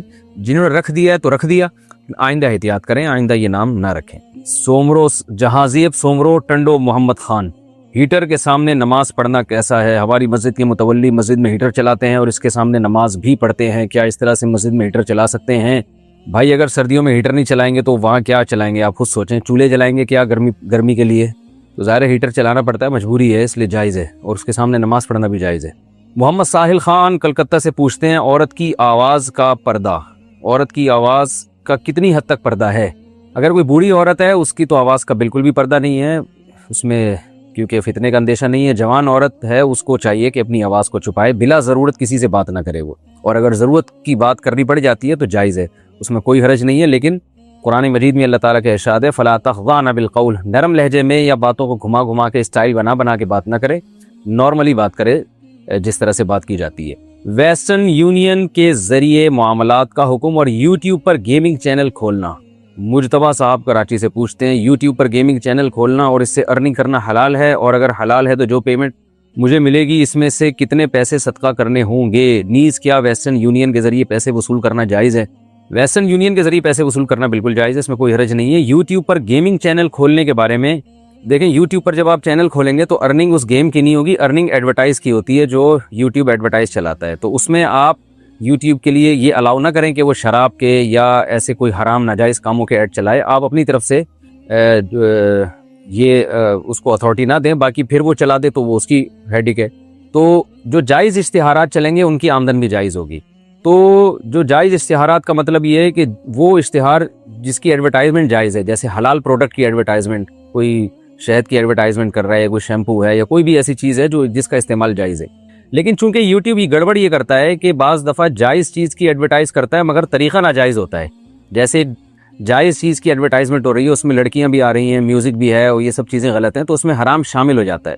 تو ایک اندازہ سے ہم لوگوں کو بتاتے ہیں کہ اگر کوئی بالکل ہی شراب کا ایڈ چل رہا ہے یا کوئی فلموں کی ایڈورٹائزمنٹ ہو رہی ہے تو اس کی ارننگ تو بالکل حرام ہے، لیکن اگر ایسی ارننگ ہو رہی ہے کہ چیز جائز ہے لیکن طریقہ اس میں ناجائز استعمال کیا جا رہا ہے، جیسے صابن کی یا شیمپو کی یا کوئی پروڈکٹ ہے، کوئی بھی مسالے ہیں مختلف قسم کے یا کوئی سافٹ ویئر ہے اس کو پروموٹ کیا جا رہا ہے آپ کے چینل کے ذریعے، تو اس کی ارننگ آپ کے لیے جائز ہے مگر اس میں حرام شامل ہو رہا ہے۔ وجہ اس کی ہے کہ اس کا جو طریقہ ہے اس میں لڑکیاں بھی استعمال کی جا رہی، میوزک بھی، تو اس میں ناجائز شامل ہو رہا ہے۔ تو اس لیے ہم یہ مشورہ دیتے ہیں، کوئی لگی بندی بات نہیں ہے، یہ ہمارا ایک اندازہ ہے کہ کم سے کم اس ارننگ میں 10% صدقہ کر دینے چاہیے تاکہ جو حرام شامل ہوا ہے تو اس کے بارے میں اطمینان ہو جائے کہ جو رقم اب ہم استعمال کر رہے ہیں انشاءاللہ یہ حرام سے بالکل پاک ہوگی۔ اور رہا یہ مسئلہ کہ گیمنگ چینل کھولنا، تو گیم جائز ہے لیکن یہ اچھا کام نہیں ہے، کوئی ایسا کام کریں یوٹیوب پہ کہ لوگوں کو اس سے فائدہ ہو۔ گیمنگ چینل آپ جب کھولیں گے تو بچے گیم کھیل کے اپنا ٹائم ضائع کریں گے، بلکہ بچے کیا آج کل بڑے بھی گیم کھیل کے اپنا ٹائم ویسٹ کر رہے ہیں، ضائع کر رہے ہیں، تو یہ کوئی اچھی بات نہیں ہے۔ رسول اللہ صلی اللہ علیہ وسلم نے ارشاد فرمایا من حسن اسلام المرء ترکہ ما لا یعنی، انسان کے اسلام کی اچھائی میں سے یہ بات ہے کہ وہ لا یعنی چیزوں کو ترک کر دے، تو بیکار چیزوں سے اپنے آپ کو بچانا چاہیے۔ تو ارننگ جائز تو ہوگی، لیکن یہ کوئی بہت پاکیزہ اور بہت ہی مبارک مال نہیں کہلائے گا، اس لیے اجتناب بہرحال اس سے بہتر ہے۔ یعنی گیمنگ چینل کی بات کر رہا ہوں میں۔ عمرے میں کیسا نقاب لگا سکتے ہیں؟ مسز عثمان ابو زیبی سے، میں عمرہ کرنا چاہتی ہوں۔ مکہ مدینہ میں اوقاف کی طرف سے بعض ٹیچرز ہیں جو حج اور عمرہ کرنے والی خواتین کو مسائل سمجھاتی ہیں۔ انہوں نے بتایا ہے کہ عمرہ میں وہی نقاب پہن سکتے ہیں جو عام دنوں میں پہنتے ہیں، البتہ اسے الٹا کر کے پہننا ہے، یعنی جو سلا ہوا حصہ ہے وہ اندر رہے گا اور بغیر سلا ہوا آگے کی طرف رہے گا۔ تو کیا میرے لیے کیپ والا نقاب پہننا ضروری ہے یا اس طرح الٹا نقاب کر کے بھی پہن سکتی ہوں؟ آپ نقاب نہیں پہن سکتی، چاہے الٹا کر کے ہو یا سیدھا کر کے ہو، چہرے پہ کپڑا نہیں لگایا جا سکتا۔ یہ غلط مسئلہ ہے جو انہوں نے بتایا آپ کو۔ آج کل بعض مسائل ایسے ہیں جو پوری امت کے اجماع کے خلاف امت میں وہ مسائل پھیلائے جا رہے ہیں۔ تو عورت کا جو احرام ہے وہ چہرے میں ہوتا ہے، احرام کی پابندی، تو اس لیے آپ وہ کیپ استعمال کریں تاکہ چہرے کا پردہ بھی ہو جائے اور کپڑا چہرے پر نہ لگے، دونوں چیزیں ہو جائیں۔ شوہر خلا لینے کا کہے تو کیا نکاح ٹوٹ جاتا ہے؟ اگر کسی کا شوہر یہ بولے کہ اگر میرے ساتھ نہیں رہنا چاہتی تو مجھے چھوڑ کیوں نہیں دیتی، مجھ سے خلا لے لو، کیا ایسی صورت میں نکاح ٹوٹ جائے گا؟ نہیں، صرف اتنا کہنے سے نکاح نہیں ٹوٹتا، کیونکہ شوہر نے ایک مشورہ دیا ہے کہ آپ خلا لے لو، خلا دیا نہیں ہے اس نے۔ اگر یوں کہتا نا شوہر کہ میری طرف سے تمہیں خلا ہے، تو پھر آپ اگر قبول کر لیتی تو خلا ہو جاتا، قبول نہیں کرتی کیونکہ خلا تو ایگریمنٹ کا نام ہے، تو دونوں طرف سے ہوتا ہے۔ طلاق یک طرفہ اقدام ہوتا ہے اور خلا دو طرفہ اقدام ہوتا ہے۔ تو صرف یہ کہنا کہ خلا لے لو، یہ میری طرف سے طلاق لے لو، اور شوہر کی نیت اکثر یہی ہوتی ہے کہ فیوچر میں لے لو، تو صرف اتنا کہنے سے نکاح نہیں ٹوٹے گا اور طلاق بھی نہیں ہوگی۔ وطر کا پہلا قاعدہ بھول گئے تو کیا حکم ہے؟ شاہین صاحب انڈیا سے پوچھتے ہیں، اگر وطر کی نماز میں دوسری رکعت میں اتحیات میں بیٹھنا بھول جائیں تو نماز کس طرح پوری کریں گے؟ دوسری رکعت کے بعد اگر آپ بیٹھنا بھول گئے تو دو سجدوں کے بعد جب آپ کھڑے ہوئے ہیں تو اگر اتنا کھڑے ہو گئے کہ قیام کے قریب پہنچ چکے ہیں تو پھر اب بیٹھنا جائز نہیں ہے، آپ قیام کریں اور آخر میں سجدہ سہو کر لیں، دوبارہ سے قاعدہ نہ کریں، بس آخر میں سجدہ سہو کر لیں، نماز ہو جائے گی۔ اور اگر ابھی قیام کے قریب نہیں تھے، بیٹھنے کے قریب ہیں، تو پھر بیٹھ جائیں آپ، اور سجدہ سہو کرنے کی پھر ضرورت نہیں ہے، اور اسی طرح پوری نماز مکمل کریں جیسے پڑھی جاتی ہے۔ رخصتی سے پہلے لڑکی والوں کو مہر دینا۔ عمران صاحب انڈیا سے پوچھتے ہیں، آج کل لڑکی والے نکاح کر لیتے ہیں اور 3-4 مہینے یا سال بعد رخصتی کرتے ہیں، جبکہ مہر نکاح کے وقت ہی لکھ لیتے ہیں اور وصول کر لیتے ہیں۔ کیا یہ لڑکے والوں پر ظلم نہیں ہے کہ مہر بھی لے لیا اور رخصتی بھی نہیں کی؟ بعض دفعہ انہی پیسوں سے بارات اور جہیز وغیرہ کے انتظامات بھی کرتے ہیں۔ کیا مہر دیتے وقت بیوی کے دستخط لینا ضروری ہے؟ کیونکہ بعد میں وہ انکار بھی کر سکتی ہے۔ یہ بھی بتا دیں کہ ماہانہ نان نفقہ جو شوہر دیتا ہے، کیا اس کی بھی بیوی کے دستخط کے ساتھ رسید لے؟ کیونکہ بعد میں عدالت میں جا کر کہہ سکتی ہے کہ شوہر نے مجھے نان نفقہ دیا ہی نہیں۔ بھائی، رخصتی سے پہلے لڑکی کو مہر دیا جا سکتا ہے، بالکل ٹھیک ہے۔ آپ نے کہا کہ اس میں نقصان یہ ہے کہ مہر لے لیں گے اور رخصتی نہیں کریں گے، تو رخصتی جب نکاح ہوتا ہے اسی وقت ایگریمنٹ کر لیا جائے، بھائی 1 سال کے اندر اندر ہمیں رخصتی چاہیے، یا 6 مہینے میں چاہیے، یا 2 دن میں چاہیے، یا آج رات کو چاہیے، تو جو آپس میں طے ہو جائے گا اسی پر عمل کریں۔ اور اگر آپ کو یہ ڈر ہے کہ آپ نے اگر ایڈوانس میں مہر دے دیا تو وہ جو دلہن صاحبہ ہیں اور اس کے اولیاء ہیں وہ رقم پی جائیں گے اور رخصتی بھی نہیں دیں گے، تو آپ نہ دیں ایڈوانس میں۔ تو یہ تو آپس کی انڈرسٹینڈنگ ہے اور آپس کے جو اعتماد ایک دوسرے پر ہے، اس بیس پہ یہ رشتہ آگے چلتا ہے۔ تو اگر آپ کو اعتماد ہی نہیں ہے تو پھر نہ دیں مہر۔ وہ کہیں کہ بھئی پہلے رخصتی ہوگی پھر ہم مہر دیں گے۔ عورت کا جو حق مہر پہ بنتا ہے وہ رخصتی کے بعد بنتا ہے، رخصتی سے پہلے نہیں بنتا۔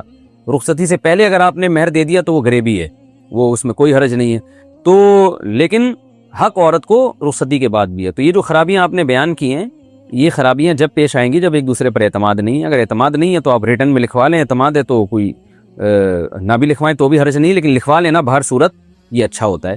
بیگم کو جب مہر دیں تو اس سے ایک تحریر لے لیں اور سگنیچر لے لیں کہ میں مہر دے چکا ہوں، تاکہ جب محبت سے رہ رہے ہوتے ہیں پھر جھگڑے نہیں ہوتے۔ مسئلہ اس وقت ہوتا ہے جب آپس میں اختلاف ہو جائے، تو پھر یہ بڑے جھگڑے ہوتے ہیں، وہ کہتی ہے اس نے مہر دیا نہیں، یہ کہتا ہے میں دے چکا ہوں، تو یہ سارے مسائل کھڑے ہوتے ہیں۔ رہا مسئلہ کہ نان نفقہ، تو نان نفقہ بیوی کو دے کر اس سے آپ سگنیچر لے لینا، یہ ایک غلط بیوقوفوں والی حرکت ہے، میرا خیال ہے۔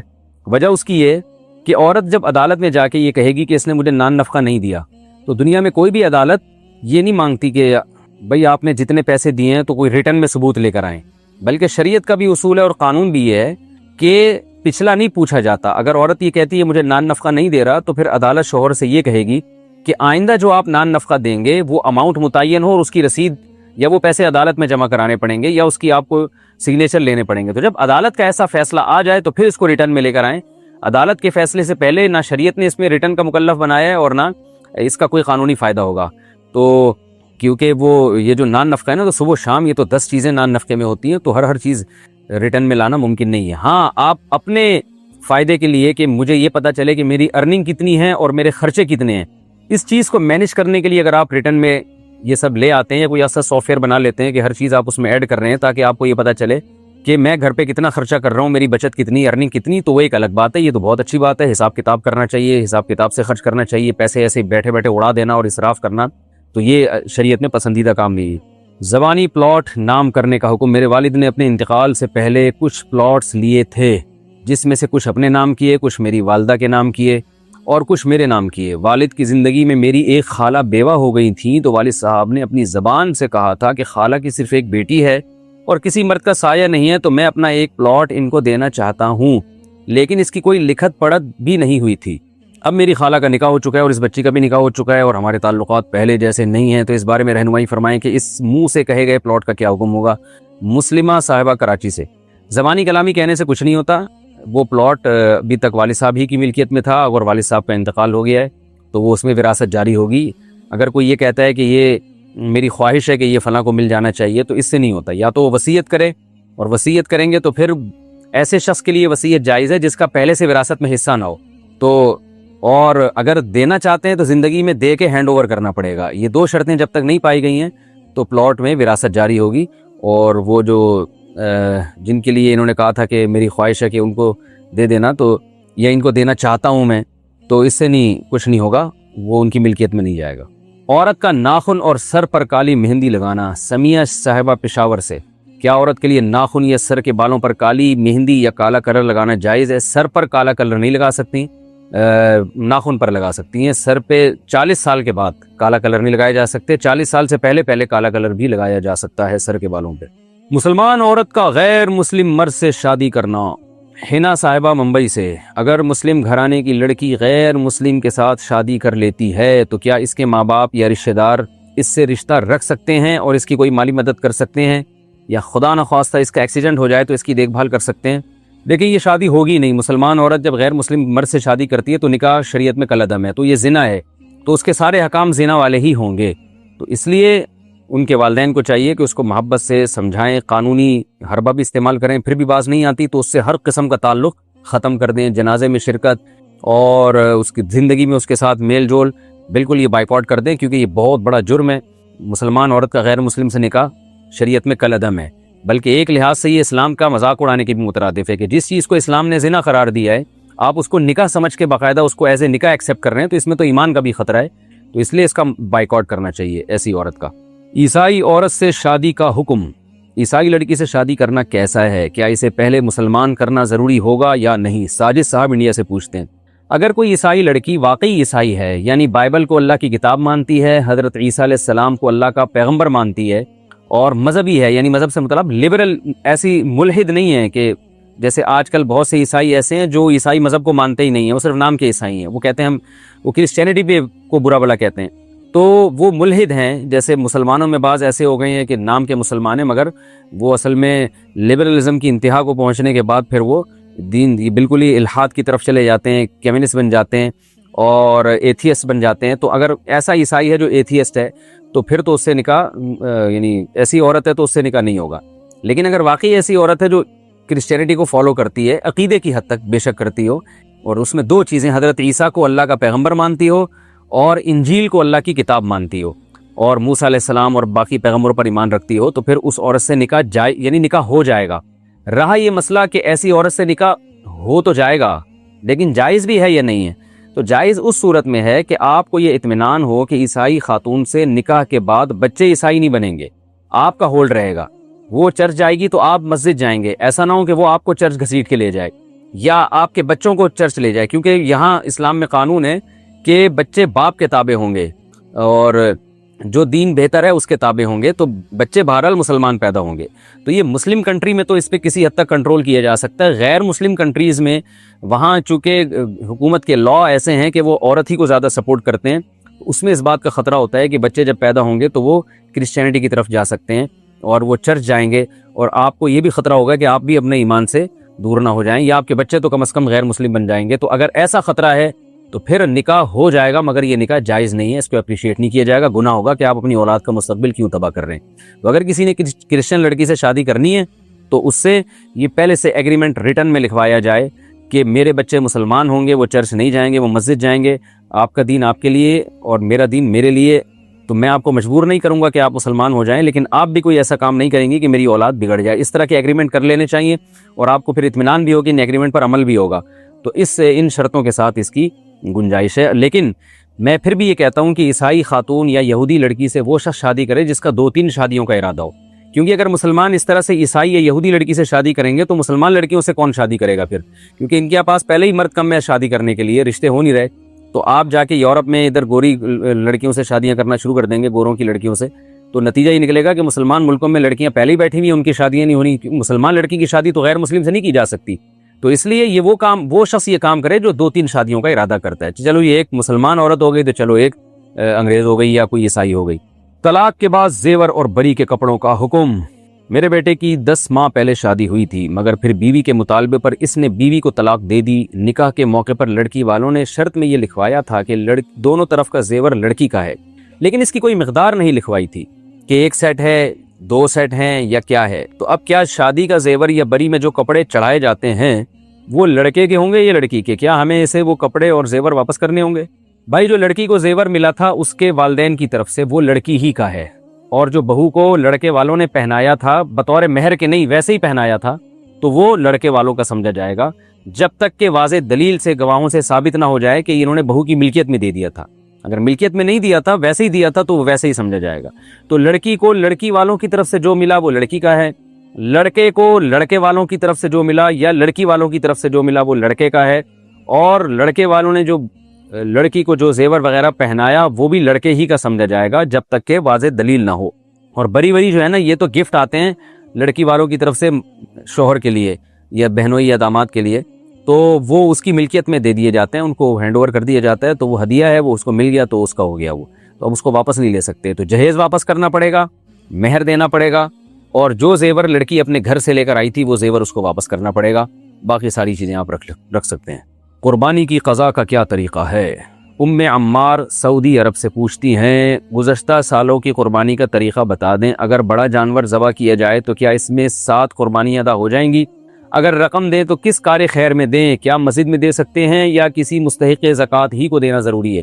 بھائی قربانی اگر ٹائم پہ آپ نے نہ کی ہو اور بقرعید گزر جائے تو اب جانور قربان نہیں ہو سکتا، بلکہ درمیانے درجے کے جانور کی قیمت صدقہ کرنی پڑے گی. درمیانے درجے کے دمبے کی یا بکرے کی آپ کو قیمت صدقہ کرنی پڑے گی، اور وہ صدقہ اسی کو کریں گے جو زکوٰۃ کا مستحق ہے. تو اب جانور جب ایک دفعہ بقرعید گزر جاتی ہے تو اس کی قضا جانور ذبح ہونے کی صورت میں نہیں ہو سکتی، چاہے وہ جانور پہلے سے موجود ہی کیوں نہ ہو آپ کے پاس. تو اگر پہلے سے جانور موجود ہے، آپ نے ذبح کرنا تھا لیکن نہیں کیا کسی وجہ سے، تو اب اس کی قیمت صدقہ کر دیں. اور اگر وہ جانور آپ نے ذبح کیا تو پھر اس کے گوشت کو بھی آپ کو صدقہ کرنا پڑے گا. تو اس طرح سے پھر قربانی ادا ہو جائے گی. لیکن نیا جانور خریدنے کے بجائے، اگر پرانا ہے تو نیا جانور خریدنے کے بجائے اس کی قیمت صدقہ کرنا یہ زیادہ افضل ہے شریعت میں.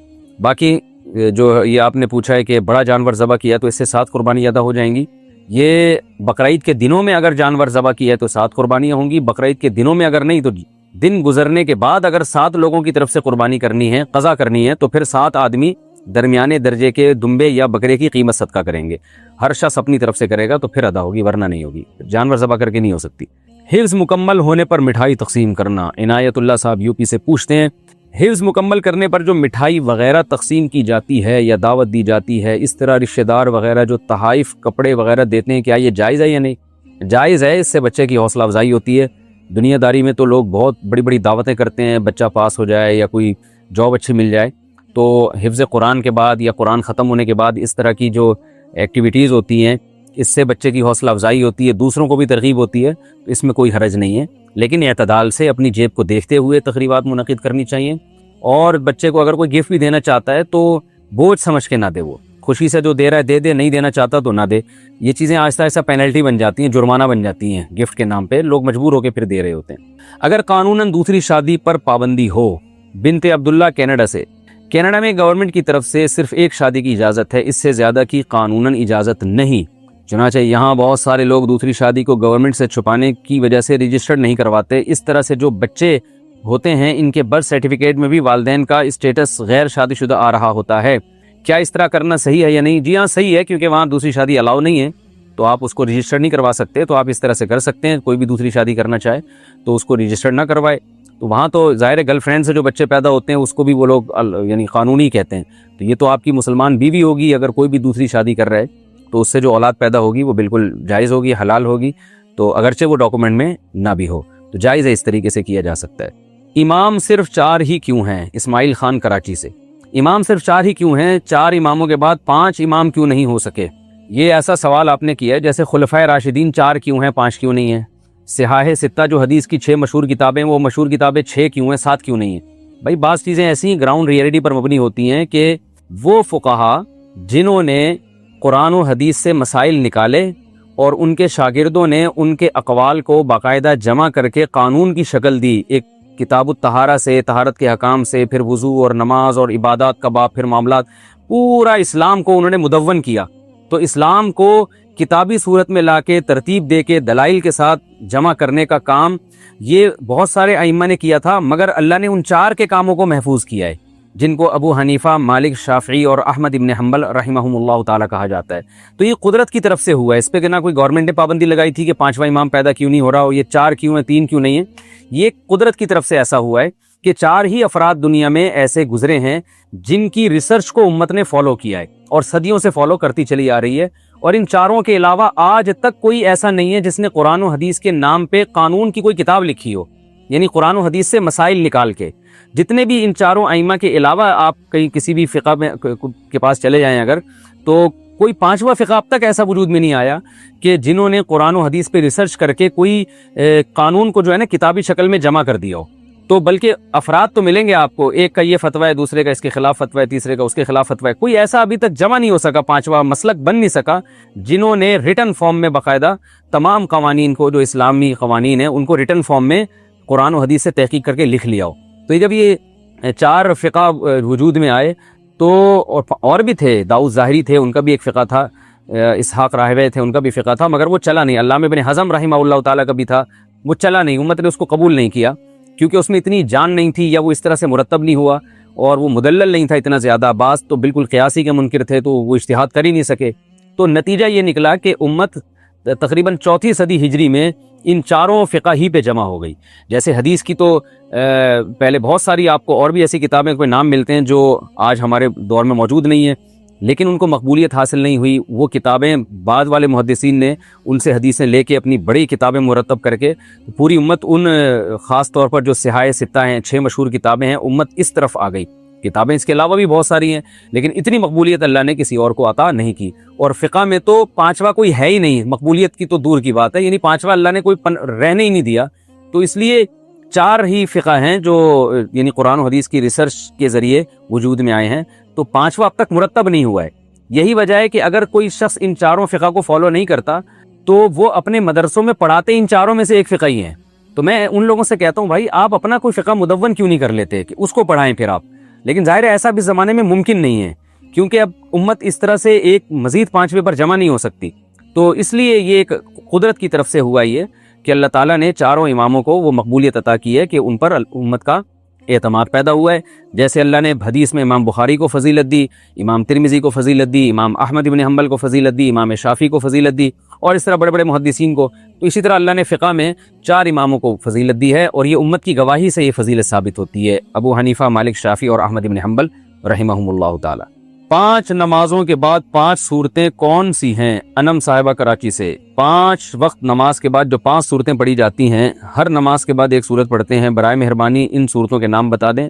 بھئی ایسا کچھ نہیں ہے کہ 5 نمازوں میں 5 صورتیں، کسی بھی نماز میں کوئی بھی صورت پڑھ سکتے ہیں. البتہ فجر کی نماز میں طوال مفصل پڑھنی چاہیے، یہ ثابت ہے سنت سے. طوال مفصل یعنی سورہ حجرات سے لے کر سورہ بروج والسماء ذات البروج تک.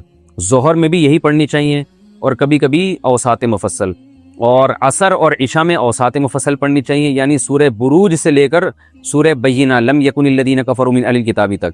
اور مغرب کی نماز میں قصار مفصل یعنی لم یکن الذین کفروا من اہل الکتاب سے لے کر سورہ ناس تک. بہتر ہے کہ ان صورتوں کا، ان میں سے کسی بھی صورت کا معمول بنایا جائے. پتے کی پتھری کا علاج، بنت مسلم کرناٹک۔ مجھے ٹائیفائڈ تھا اور پیٹ میں درد تھا، ٹیسٹ وغیرہ سے پتہ چلا کہ پتے میں پتھری ہے۔ ڈاکٹروں کا کہنا ہے کہ پتا ہی نکالنا ہوگا، کیا شرعاً پتا نکالنا جائز ہے؟ نیز اگر آپ کو پتے کی پتھری کا کوئی علاج پتا ہو تو ضرور بتائیں۔ بھائی اگر ڈاکٹر کہہ رہے ہیں پتا نکال دیں تو پتا نکال دیں، کیونکہ اگر پتا نہیں نکالیں گے تو خطرہ ہوگا کہ آپ ہی نہ چلے جائیں دنیا سے، آپ ہی نہ نکل جائیں۔ تو جو ڈاکٹر کہہ رہے ہیں اس پر عمل کریں۔ میں کوئی ڈاکٹر نہیں ہوں کہ میں آپ کو کوئی مشورہ دوں کہ یہ علاج ہے، مجھے پتے کی پتھری کا علاج معلوم نہیں ہے، اس لیے ڈاکٹر سے رابطہ کریں۔ اگر شوہر بیوی کو زیب و زینت سے روک دے۔ ام احمد سعودی عرب سے۔ ایک لڑکی کی نئی شادی ہوتی ہے، اس کی عمر 20 سال ہے، لیکن جب وہ شوہر کے لیے تیار ہوتی ہے تو وہ منع کر دیتا ہے کہ مجھے ضرورت نہیں ہے، تیار نہیں ہوا کرو، یا کوئی اور دل دکھانے والی بات کہہ دیتا ہے، چنانچہ وہ تیار ہونا چھوڑ دیتی ہے۔ پھر 18-20 سال بعد شوہر کو اچانک خیال آتا ہے اور وہ تیار ہونے کا بولتا ہے۔ اب عورت میں نہ اتنی ہمت طاقت ہے نہ جذبہ ہے، تو اگر وہ تیار نہ ہو تو اسے گناہ ملے گا یا نہیں ملے گا؟ بھائی جب یہ شروع میں ہی جس خاتون کے میاں کو یہ مسئلہ ہو اس کے ساتھ، تو اس خاتون کو تو شروع میں ہی آواز اٹھانی چاہیے تھی، لیکن اب 20 سال گزر گئے، 18-20 سال، اور شوہر کو اچانک خیال آ گیا، تو چلے دیر آئے درست آئے۔ تو عورت کو چاہیے کہ جب تک وہ شوہر ہے تو اس کے حقوق پورے کریں۔ اب یہ تو نہیں کہ اس نے شروع میں زیادتی کی، ظلم کیا، تو اب وہ ظلم سے توبہ کر رہا ہے یا واپس لوٹ رہا ہے، بیوی کے حقوق ادا کرنے کے لیے تیار ہے، تو عورت اب کہے کہ نہیں میں تو آپ کے حقوق نہیں دوں گی، تو اس سے تو معاملہ خراب ہوگا، کوئی فائدہ نہیں ہوگا۔ تو اسی وقت جب شوہر کی اس طرح کی ایکٹیویٹیز تھیں، وہ زوجہ کے حق ادا کرنے کے لیے تیار نہیں تھا، تو اس وقت اس لڑکی کو آواز اٹھانی چاہیے تھی، پوچھنا چاہیے تھا بھائی کیا مسئلہ ہے، کیوں آپ میرا حق دینے کے لیے تیار نہیں ہیں؟ تو اب جو ہے عورت کو گناہ یقیناً ملے گا کہ اگر وہ پہلے شوہر کو گناہ مل رہا تھا اگر وہ بلا وجہ عورت کو پریشان کر رہا تھا، اور اب اگر عورت شوہر کی خواہش پوری نہیں کرے گی تو عورت گناہ گار ہوگی۔ تمہیں طلاق چاہیے نا؟ طلاق طلاق طلاق۔ صوبیہ یوسف مڈگاسٹر سے پوچھتی ہیں، اس کتنے خطرناک عنوان لگایا ہے۔ شوہر نے رات کو لڑائی کے دوران کہا کہ تمہیں طلاق چاہیے نا؟ طلاق طلاق طلاق۔ بعد میں وہ کہہ رہے ہیں کہ میں نے تو تم سے صرف پوچھا تھا، میری طلاق دینے کی کوئی نیت نہیں تھی، کیا اس صورت میں طلاق ہو گئی ہے یا نہیں؟ بھائی یہ کیا بات ہوئی؟ شوہر کہہ رہے تمہیں طلاق چاہیے نا؟ طلاق طلاق طلاق۔ تو اس سے تو بظاہر یہی لگ رہا ہے کہ وہ کہہ رہے تمہیں طلاق چاہیے تو یہ لو طلاق طلاق طلاق طلاق، تو اس سے تینوں طلاقیں واقع ہو جائیں گی۔ لیکن اگر شوہر حلفیہ بیان دیتا ہے کہ میری نیت طلاق کی بالکل بھی نہیں تھی، اور میں یہ جو میں نے کہا ہے تمہیں طلاق چاہیے یعنی طلاق طلاق طلاق، یعنی طلاق چاہیے نا؟ طلاق طلاق طلاق، یہ والی طلاق چاہیے، تو اگر شوہر کی یہ نیت تھی تو طلاق واقع نہیں ہوئی ہے۔ تو وہ قسم اٹھا کے بولے کہ میری قطعاً طلاق دینے کی نیت نہیں تھی، میں طلاق کے لفظ کو 3 دفعہ ریپیٹ کر رہا تھا یہ سمجھانے کے لیے کہ تمہیں یہ والی طلاق چاہیے۔ تو اگر شوہر قسم اٹھاتا ہے پھر تو ٹھیک ہے، ورنہ ادروائز جب بھی کوئی نارملی یہ الفاظ کہتا ہے تمہیں طلاق چاہیے نا؟ طلاق طلاق طلاق، تو اس کا مطلب یہی ہوتا ہے کہ تینوں طلاقیں دے دی میں نے اور طلاق واقع ہو گئی ہے۔ تو شوہر کو چاہیے اللہ کا خوف کر کے آخرت کو سامنے رکھ کر وہ اپنی اسٹیٹمنٹ دے اور جو بھی اس کی نیت ہے اس کو بیان کرے۔ میرے گھر سے نکل جاؤ ورنہ طلاق ہے۔ شوہر بیوی سے کہے کہ میرے گھر سے نکل جاؤ ورنہ تمہیں طلاق ہے، اور بیوی نہ جائے جبکہ وہ گھر شوہر کا نہ ہو، وہ ساس سسر کا ہو، اور وہ نہ جانے دیں کہ یہ ہمارا گھر ہے، کہ یہ گھر ہمارا ہے، اس کا نہیں ہے، تو کیا اس صورت میں بھی طلاق واقع ہو جائے گی یا نہیں ہوگی؟ شوہر اور بیوی کے ساتھ اگر اسی گھر میں رہ رہا تھا تو چاہے وہ سسرالی کا گھر ہو تو بھی ایسے گھر کو عرف میں اپنا گھر کہہ دیا جاتا ہے کہ میرا گھر یہ ہے، یعنی مطلب یہ کہ میں یہاں رہتا ہوں۔ تو شوہر اگر بیوی کے ساتھ اسی گھر میں رہ رہا تھا اور شوہر نے بیوی کو یہ کہا کہ میرے گھر سے نکل جاؤ، تو عرف میں ایسے موقع پر مراد یہ ہوتی ہے کہ ابھی نکل جاؤ۔ تو ابھی نکل جاؤ، اگر اتنا ٹائم تو عورت کو دیا جائے گا جتنا گھر سے نکلنے کے لیے ٹائم درکار ہوتا ہے سامان وغیرہ پیک کر کے، لیکن اگر پھر بھی عورت نہیں نکلی تو اس کو طلاق واقع ہو جائے گی۔ اور اگر شوہر کی نیت یہ تھی کہ میرے گھر سے نکل جاؤ، میں کچھ اور نیت تھی اس کی کہ میرے گھر سے مراد یہ تھی کہ جہاں ہم رہ رہے ہیں وہاں نہیں، بلکہ جہاں ہم رہتے ہیں، جو اصل ہمارا گھر ہے جس کا میں مالک ہوں، اس گھر سے اپنا سامان لے کے وہاں سے جو ہے ابھی شفٹ ہو جاؤ، تو اگر یہ نیت تھی تو شوہر یہ بیان دے کہ میری یہ نیت تھی اور اس پر قرائن بھی ہوں تو پھر شوہر کی بات مانی جائے گی۔ ورنہ سوال سے جو لگ رہا ہے وہ بظاہر یہی لگ رہا ہے کہ جہاں شوہر بیوی کے ساتھ رہ رہا ہے چاہے وہ ساس سسر کا گھر ہی ہو، تو مراد شوہر کی یہی ہے کہ میرے گھر سے مراد جس گھر میں رہتا ہوں تو اس سے نکل جاؤ، یعنی ابھی نکل جاؤ۔ تو کلام کا بظاہر مطلب یہی ہے، اس سے طلاق واقع ہو جائے گی کیونکہ عورت نکلی نہیں ہے۔ اور اگر کوئی اور شوہر کی نیت تھی تو وہ واضح کرے، تو جب تک وہ وضاحتی بیان نہیں دیتا کہ میری نیت کیا تھی اس وقت تک ہم ظاہر پر ہی فتویٰ لگائیں گے اور ظاہر پر ہی فیصلہ کریں گے کہ طلاق واقع ہو گئی ہے۔ مجبوری میں نماز چھوڑنے کا حکم۔ یہاں پر نماز کافی جلدی پڑھی جاتی ہے، ظہر 12:30 بجے، یعنی کینیڈا میں۔ آفرین صاحبہ کینیڈا سے پوچھتی ہیں، تو کینیڈا کے بارے میں بتا رہی ہیں کہ ظہر 12:30 بجے ہے، عصر 2 بجے ہے، مغرب 4 بجے ہے اور عشاء 6 بجے ہے، اس کی وجہ سے نماز چھوٹ جاتی ہے، اور جب ایک نماز چھوٹ جاتی ہے تو سرے سے کوئی نماز نہیں پڑھ پاتی۔ اس حوالے سے رہنمائی فرمائیں کہ نماز کی پابندی کے لیے میں کیا کروں۔ دیکھیں، اسلام لانے کے بعد سب سے بڑا جرم اسلام میں نماز کا جان بوجھ کر قضا کر دینا ہے، اور اس بارے میں کوئی عذر قابل قبول نہیں ہے۔ تو آپ پر لازم ہے کہ آپ نماز کی پابندی کریں۔ ایک نماز اگر آپ سے چھوٹ گئی ہے تو رسول اللہ صلی اللہ علیہ وسلم کی صحیح حدیث ہے، من ترک الصلاۃ متعمدا فقد کفر، جس نے جان کر نماز چھوڑ دیا اس نے کفر کیا۔ اور عصر کی نماز کی تو الگ سے تائید، حافظوا علی الصلوات والصلاۃ الوسطی، درمیانی نماز کی حفاظت کرو۔ تو بہت ہی شدید وعیدیں نماز کے قضا کرنے پر۔ اسی وجہ سے علماء کہتے ہیں کہ اسلام میں لانے کے بعد اللہ کے حقوق میں نماز قضا کرنے سے بڑا کوئی جرم نہیں ہے۔ تو اس لیے آپ کو چاہیے کہ بس آپ پابندی کریں، ساری ایکٹیویٹیز کو دائیں بائیں کر دیں نماز کی خاطر، نماز قضا کسی صورت میں نہ کریں آپ۔ اور پھر بھی اگر قضا ہوتی ہے تو اپنے آپ کو خود سے سزا دیں، آخرت کی سزا سے پہلے روزہ رکھ لیں یا کوئی جرمانہ دیں جس سے آپ کو تنبیہ ہو اور آئندہ نماز آپ نہ چھوڑیں۔ خواتین کی بیعت کا طریقہ، نوشابہ فردوس کراچی سے، جب کسی سے بیعت ہوتے ہیں تو ان میں کن باتوں کا عہد لیا جاتا ہے، اس بارے میں وضاحت فرما دیں۔ دیکھیے، اصل حکم اسلام کا یہ ہے کہ جو صغیرہ اور کبیرہ گناہ ہے اس سے بچنا ہے، مردوں نے بھی عورتوں نے بھی۔ بیعت ہونا بذات خود یہ کوئی مقصود نہیں ہے۔ آج کل بہت سے لوگ کسی بزرگ سے بیعت ہوتے ہیں اور شریعت کو فالو نہیں کرتے، وہ سمجھتے ہیں بس بیعت ہو گئے تو ہم جنت میں چلے جائیں گے۔ بعض دفعہ جس بزرگ سے بیعت ہو رہے ہوتے ہیں وہ صرف ظاہری لحاظ سے بزرگ ہوتے ہیں، حقیقت میں وہ بزرگ ہی نہیں ہوتے، وہ شریعت کو خود فالو نہیں کر رہے ہوتے۔ تو اصل چیز جس کو فوکس کرنی ہے وہ کیا کرنا ہے کہ کبیرہ گناہوں سے اجتناب اور فرائض و واجبات کی ادائیگی، یہ ہے اصل۔ بیعت نہ ہو پھر بھی اگر اس کو فوکس کر لیا تو جنت میں جائیں گے، اور اگر بیعت ہو گئے اور کبیرہ گناہوں سے اجتناب نہیں کیا یا فرائض واجبات پورے نہیں کیے تو 100 دفعہ بھی بیعت ہو جائیں جنت میں نہیں جائیں گے۔ تو یہ اصول اور ضابطہ ہے۔ لیکن اتنی بات ضرور ہے کہ اگر کوئی شخص یا کوئی عورت کسی متبع سنت سے بزرگ سے بیعت ہو جائے تو اس کی ترقی کا امکان زیادہ ہوتا ہے، کیونکہ انسان جب کسی مصلح کے حوالے اپنے آپ کو کرتا ہے، جیسے اس کی مثال ہے جیسے آپ بیمار ہو گئے، ایک علاج ہے کہ آپ خود ٹوٹ کے گھر میں استعمال کر کے اپنے آپ کو ٹھیک کرنے کی کوشش کرتے ہیں، ایک ہے کسی ڈاکٹر پہ اعتماد کر کے اپنی بیماری اس کو بتاتے ہیں۔ تو جو ڈاکٹر سے علاج کرائے گا اس کی شفا کا امکان زیادہ ہوگا۔ تو اسی طرح ایک طریقہ یہ ہے کہ آپ کے اندر جو برائی ہیں آپ خود اصلاح کی کوشش کریں، اور ایک طریقہ یہ ہے کہ جو پہلے سے اصلاح کر رہے ہیں معاشرے کی اور وہ معاشرے کی خرابیوں کو بھی سمجھتے ہیں اور وہ خود بزرگ بھی ہیں اور باقاعدہ ان کو اپنے سے پہلے کسی بزرگ سے اجازت ملی ہوئی ہے، یہ اجازت اس بات کی ظاہری علامت ہے کہ یہ اصلاح کے قابل ہیں، لوگوں کی اصلاح کر سکتے ہیں، تو ایسے کسی بزرگ کوئی اگر میسر ہو تو پھر ان سے بیعت ہونے میں بہت فائدہ ہے۔ اور یہ بیعت کی جو اصل ہے یہ سنت سے ثابت ہے۔ رسول اللہ صلی اللہ علیہ وسلم نے صحابیات کو بیعت کیا اور قرآن نے آپ کو حکم دیا، 28ویں پارے میں ہے، اذا جاءک المؤمنات یبایعنک علی الا یشرکن باللہ شیئا ولا یسرقن ولا یزنین ولا یقتلن اولادہن ولا یاتین ببہتان یفترینہ بین ایدیہن وارجلہن ولا یعصینک فی معروف فبایعہن، کہ جب عورتیں آئیں اور اس بات پہ آپ سے بیعت کریں کہ شرک نہیں کریں گی، اپنی اولاد کا قتل نہیں کریں گی، زنا نہیں کریں گی، کسی پر جھوٹی تہمت نہیں لگائیں گی، چوری نہیں کریں گی اور اللہ کی نافرمانی نہیں کریں گی، تو آپ بھی ان کو بیعت کر لیں۔ تو رسول اللہ صلی اللہ علیہ وسلم سے یہ بیعت ثابت ہے کہ آپ نے خواتین کو بھی بیعت کیا، مردوں کو بھی بیعت کیا، اور یہ بیعت صرف خلافت کی نہیں تھی بلکہ یہ بیعت تھی گناہوں کو چھڑوانے پر، اپنی اصلاح پر۔ تو نبی صلی اللہ علیہ وسلم کے بعد صحابہ کرام میں خلافت والی بیعت کا رواج تو ہوا، اصلاحی بیعت کا رواج ختم ہو گیا۔